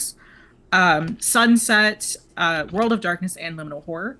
So there's a lot of really cool stuff Gehenna Gaming's doing. I'm excited to get to just sit in their booth and tell people all about it, which is what I do towards my friends anyways. Speaking of Eldritch Automata, there is an actual play mini-series coming out called Violence Against Nature. An Eldritch Automata AP like mini-series. It's going to be a 3-parter. The character teaser for my character, IRV3, which is Information Reformation Version 3, or IRE, also called Irene or Irate, who is the manufactured pilot type piloting the prototype AT. That is going to come out here soon. We're running the promos for it currently. A new one will drop next week for one of the other players at our table. All of the players are BIPOC in some kind of way, myself being biracial. And then the only white person at our table is our Scottish GM, Just Kyle, who wrote the entire thing. It started out as a birthday shit post of like, I want to play Eldritch Automata for my birthday. Then it turned into a 3-parter with full audio files and promotional material and Gehenna Gaming's like, all right, bet, let's do it. So it feels very nice that it's finally going to be out. And that's the one that I did 4 hours of body paint every time we filmed for that character specifically. So, and then for the Everbright Archive, we are still doing the basically TTRPG Anthology podcast. We are doing bonus episodes every now and again. Sphinx Akasha, that beautiful, beautiful man, is the current champion of bards, but there are other bards who are challenging him, myself included, as Jemmy Horde, the champion of knowledge and secrets from Doradin. We take turns doing that as well. Right now is Sphinx's turn. He is running the last story in Fabula Ultima, where I play Lysander Agni, who is a pyromancer, basically, and a fire dancer, who is definitely not an arsonist. And this isn't set in the Everbright, so it doesn't count towards the I'm not an arsonist count. There is a counter in our Discord server. Yes. And so, but I play Lysandra in that. I also play Jemmy. We did a bonus episode that I'm really excited to come out soon. We have a Ko-Fi page for that as well. All of that is in my Beacons link under the Everbright tab. And then, let's see, the big project that I myself am working on after PAX is the Foundations of Iridescence, which is my, you know what? Everyone's doing a fundraiser. Fuck you specifically. I'm doing it 2 months instead of 1 because you get Pride and Wrath Month. But it is based in this idea of telling stories that are sex positive and queer, but telling stories of love in communities and how love looks in communities. And it doesn't have to be romantic. It can be any kind of love in any kind of community, and telling these stories and letting people just come to me and say, I want to tell this kind of story in June or July, but I can only do this day. It's like, I don't care if you can't do June and July. Can you do June? Can you do July? Can you do this time zone? It's on your channel. If you don't have a channel, I'll find you a channel to run it on. The only thing is, all of the proceeds go to the mutual aid efforts of the 2 nonprofits I work for, which are Decrim 305, which is a grassroots-led outreach initiative, which is based in Miami-Dade County, Florida. And it is for sex workers, run by sex workers, spreading outreach and help to anyone who needs it in mutual aid and in person. But also through our shop, where we sell merchandise to help fund our outreaches. But we also give out care kits if need be and provide people with resources for just basically living a dignified life. We also help not only sex workers with mutual aid efforts if they need to fundraise for something, but we also help like any kind of disenfranchised or unhoused people in that area, especially with the political climate we're currently in. And we get any kind of resources they might need, and we do not judge. We meet people where they're at and give them the help that they need. And then our fiscal sponsor, which is Yayo Por Vida, which is a 501c. Yayo Por Vida basically stands for making sure that people who do sex work or engage in any kind of using of substances of any kind, be them whatever, can do it in dignity, and they can live their lives in dignity and providing support and help to their families as well. But all of that mutual aid does come out of the one mutual aid fund, and that is what Foundations of Iridescence is aiming towards resupplying for them. I am their administrative assistant for both of those, so they are near and dear to my heart, and they are grassroots initiatives. So it's why I chose to focus on them instead of the big ones that most people do. I have the kind of unpopular opinion that a lot of these organizations that people fund money to, they don't trickle down the way that they should. And so looking in your area and seeing who is doing the hard work and boots on the ground work to actually help, whatever you have a time of need, they are going to be the one that you are going to look towards, and they're going to be the one to actually get back to you. Because I've been that person on the other side of an email thread, desperately needing help. And I reach out to one of the big organizations I've seen people work with, and I get left on red and don't hear back until 3 months later, whenever I had to pull myself up and do it myself. But I know if something happened to me, Decrim 305 and Yayo Por Vida, not only because I work with them, like I have literally seen in real time us activating together to then build something to make this happen. So that's what Foundations of Iridescence comes from. It's spite. I work purely off of spite, let's just be honest. Makes me so sparkly. But that's what I'm working on. But those applications, I have an interest form in my Beacons link. It is one of the first things that pop up. It is a Google Docs link. You can give me your email, your contact stuff, you'd like to run, answer some questions for me, and I can connect people together. I've gotten a couple interests so far, but I will get back to those after I get back from PAX East, which you can find me at. And my very last thing is for later on this summer. I will be at Gen Con. I will be running at Gen Con a live show. I will be running Die RPG in a live actual play in the Weston Ballroom. I'm not freaking out, you're freaking out. And that will basically be, it is called Under the Red Umbrella, where the rebellious Rouges have found themselves in a world they see as familiar. But things are quite not right, because Die makes things weird. It's my favorite system. So I'm going to be running that. And my aim is to have a full cast of sex workers or adult content creators and people who exist in that space as supporters of us to platform us. And then I have another one under consideration, which is All the Worlds Our Stage, which is a talkback panel where it's basically talking about how sex workers are usually the silent characters or not given actual voice lines, not given actual representation, and what that does look like in the TTRPG community, because that is everything I'm about while I'm here. And then I have another one that is still under consideration as well, which is a Thirsty Sword Lesbians game show, which is to see who is the best communicator. But if the other two don't get approved, I will be running those as streamed things instead, because why not? It'll be fun. And so yeah, but that's everywhere you can find me. You can find me at Madness Diamond on all of my socials. I post irregularly, but I do post. You can better find me on Discord in all the different places I live. And you can see pictures of my cat. She's really cute, but she left. So she had other business to attend to. Okay, love you, bye. Cool, it's my turn next. And my body's decided to kill me. Oh, relatable. What have I got going on? Tomorrow, over at Panzer's Tables, I will be running session 1 of a 4-part Paint the Town Red campaign set at the Louisiana 1984 World's Fair, because I found out there was a failed World's Fair in Louisiana in 1984, and I couldn't stop thinking about it. And now I've made it my players' problem. They're going to learn all about Kallum's special interest, number 19, World's Fairs. That's a vampire game. It's a little bit sad. It's a little bit gay. It's a little bit murdery.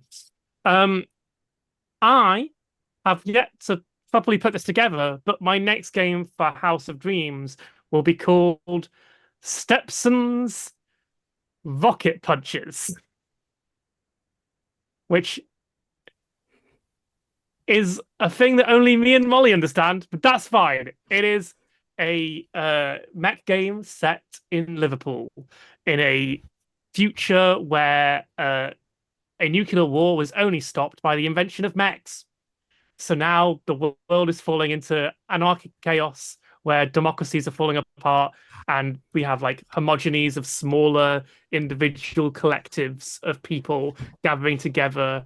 So this is like, what if Liverpool was independent from the rest of the country, and they did that through the power of their mech creation, and they're now doing like, yeah, it's a whole thing. So I will be putting that together. I've figured out what system I'm running. I'm running the Mecha Hack, and yeah, gonna start putting that together. Be talking to people in a couple of places if the people like for interest of players, and that will be my new game for a little bit. Doing vaguely future, vaguely steampunk, mech punk, Liverpool, British game.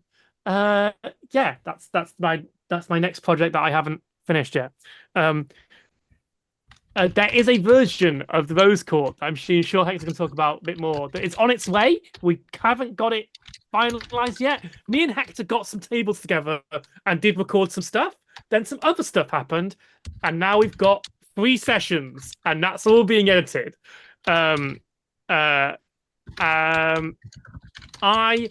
might write a play in the next 4 years if funding happens, but that's like that literally got an email saying, if we get funding in the next funding bid in 2026, we will absolutely commission you, but we have to get there first. I'm like, okay, cool. I think that's everything I'm doing right now. I'm on Panzer's Tables every Tuesday playing every other Tuesday playing Blades in the Dark. My Paint Town Red game is every other Sunday for 4 weeks, 8 weeks, I guess. That's me. If you want to find me, you can find me over at Blue Sky under Fierce Kallum, where I randomly talk sometimes about one of my several special interests. Yeah, but I would like to say, that if you would like to make games and you have ideas, House of Dreams is there to facilitate people's ideas. I can help, and we will all help. But like, for example, I produce Wanderhome for Hector because technical capacities were just easier for me to do. And I am happy to do that for other people and would love to hear people's ideas. So you can come to our Discord and talk about ideas. And if you want to make them things, we can help you make them things. That's kind of why we joined together to do this. So we are on hand. There's someone who's already got an idea that we're working towards getting done properly. So like, please, if you want a place to come and throw ideas at and create games, House of Dreams is available. We have 7 days of a week and currently 2 games at max being ran. There's at least more days, at least 5 more days that can be filled, and also time zones are a thing. We have a European team, and we also have American side team, and I don't have to sleep. So that's Yes, me. you do. That's my little bit done. Somebody got mad at me last time. Hector. Yeah, you're just You do have to bailing out. sleep. You have to sleep. I am. So, what am I working on?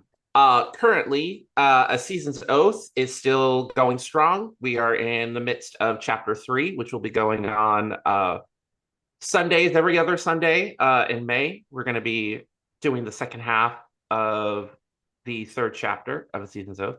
And then right now, I am in the midst of casting for Pride Month, A Season's Oath, chapter 4. I've secured most of the cast. I got one more person I'm going to hear back from. But in June, we're going to go ahead and do a final 4 episodes. And then we'll have had a full year of a Wanderhome year. And we'll probably take a little bit of a break. As Kallum mentioned earlier, the Rose Court is happening. The Rose Court project Arc 1, we're going to be releasing late spring, early summer. My episode with my table has already been edited. We just has a few more small things to do with it. And then Kallum's episodes are going to get edited, and we're going to launch it with a fun charity stream weekend to raise funds for oh my gosh, PCRF. And I think the plan is to either do that, like we probably might do it as a streamathon where we do all the episodes back to back. People come in, donate, raise some money, do it as a big flashy, fun, weekend of thirsty sword lesbians. And once we do that, I keep throwing out like new ideas to Kallum, and Kallum keeps telling me to finish things before I come up with new stuff. Finish what you do first, then move on, please. Yes, this is why you tell them to me, and I write them down somewhere, and I'm like, "Hey, Hector, remember this thing you said you wanted to do?" One thing that we are we definitely have in the books, we've already gotten it scheduled and cast booked, is we're going to be doing Grand Guignol, which is it's going to be a duo / trio, very small, very intimate. It is a GM-less queer horror series in the spirit of Penny Dreadful, written by hold on. I want to make sure to pitch them right because it's a great game.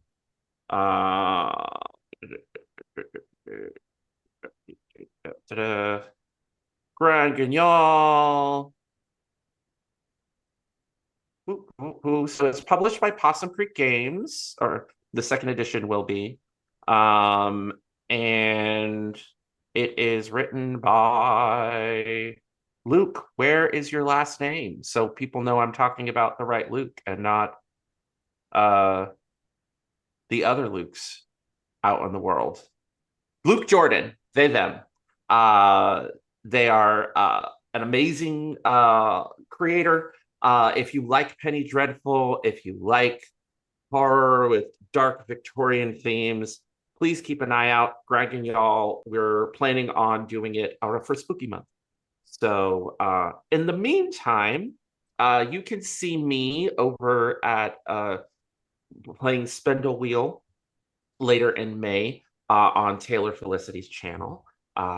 Really excited about that, putting that together.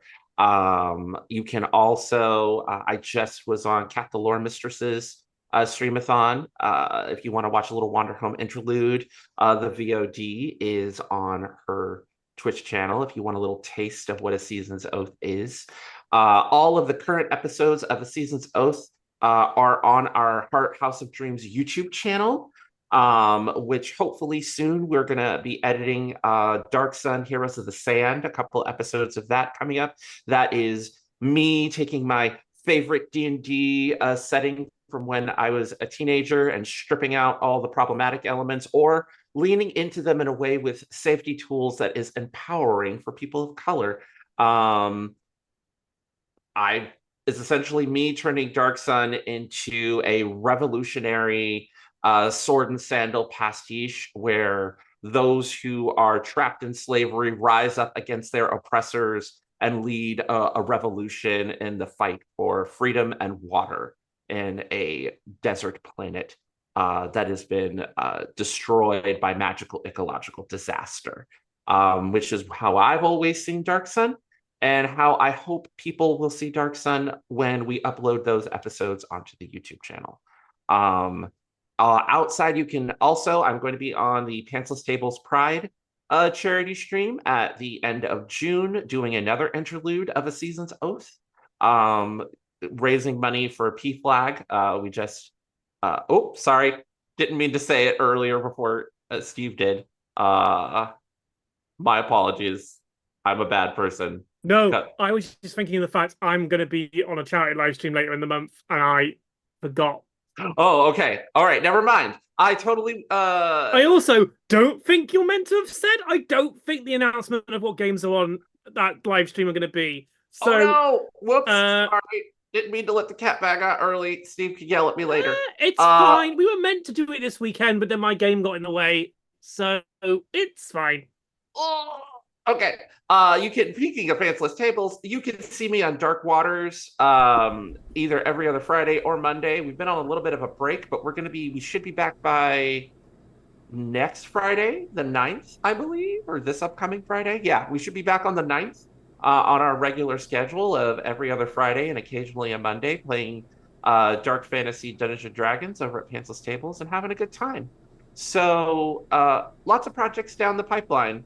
Keep an eye out. You can you can go to keiichikami.itch.io. It's not just my Blue Sky account. It's also I also am a game designer. I released the Ash Can for Fair Season 2nd Edition, my Belonging Outside Belonging game about historical reenactors, Middle Ages historical reenactors, encountering weird supernatural stuff during a 4-day camping event.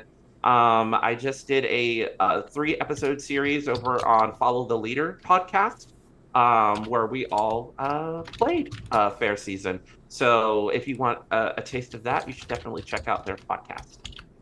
And if you like Fair Season, please, by all means, buy it. Or if you're broke, get a community copy, because like Monroe said earlier, while I do want to make money from my game design, I want people to play my games more. I love that. Also, if you broke an NDA, you got to tell me so I can edit that out of the VOD. Okay, awesome. It's not an NDA. It's just... Okay. It's just that... Nah, no one ain't signed nothing. It's just we haven't properly said what's going on yet. But No, the it's- player casting call for that charity live stream will be out at some point at the beginning of next week. Or during, I won't say the beginning. It could be any time next week. It could be the week after. We're organized. And that will tell you what games are in it. So I think you're fine, Hector. Don't worry. Yay. Uh-oh. What? Oh, I'll fight for you vaguely in a Thank back you. alley with Steve. I appreciate you. Hank has also very much enjoyed this, but he's trying to run away now, so I'm gonna put him down. All right. Whew, that is a lot of things to look forward to, and I am very excited. And it has been an absolute pleasure having all of you here on stream today, and that I hope you will come back for some future things, some of our future fundraisers, and you are always welcome. If you are interested in being featured in our community showcase, you can visit diversitysaves.org. Scroll down, the application is in the bottom there. We do have our next community showcase coming up on May, that's what this month is, May 14th with Taino Tales and the Wildfire Club, as well as a group that has already been mentioned today, Heart of the Dungeon, the Heart in... Heart is a dungeon. Heart is a dungeon. Don't tell Rahara I did that. We have partnered with them for a fundraising stream at the end of the month, so you'll be able to see details about that coming out soon. Anyways, I have been Nekola. This is Diversity Saves Community Showcase with the House of Dreams. We hope you all have a great evening. I forgot to switch the screen. Good night.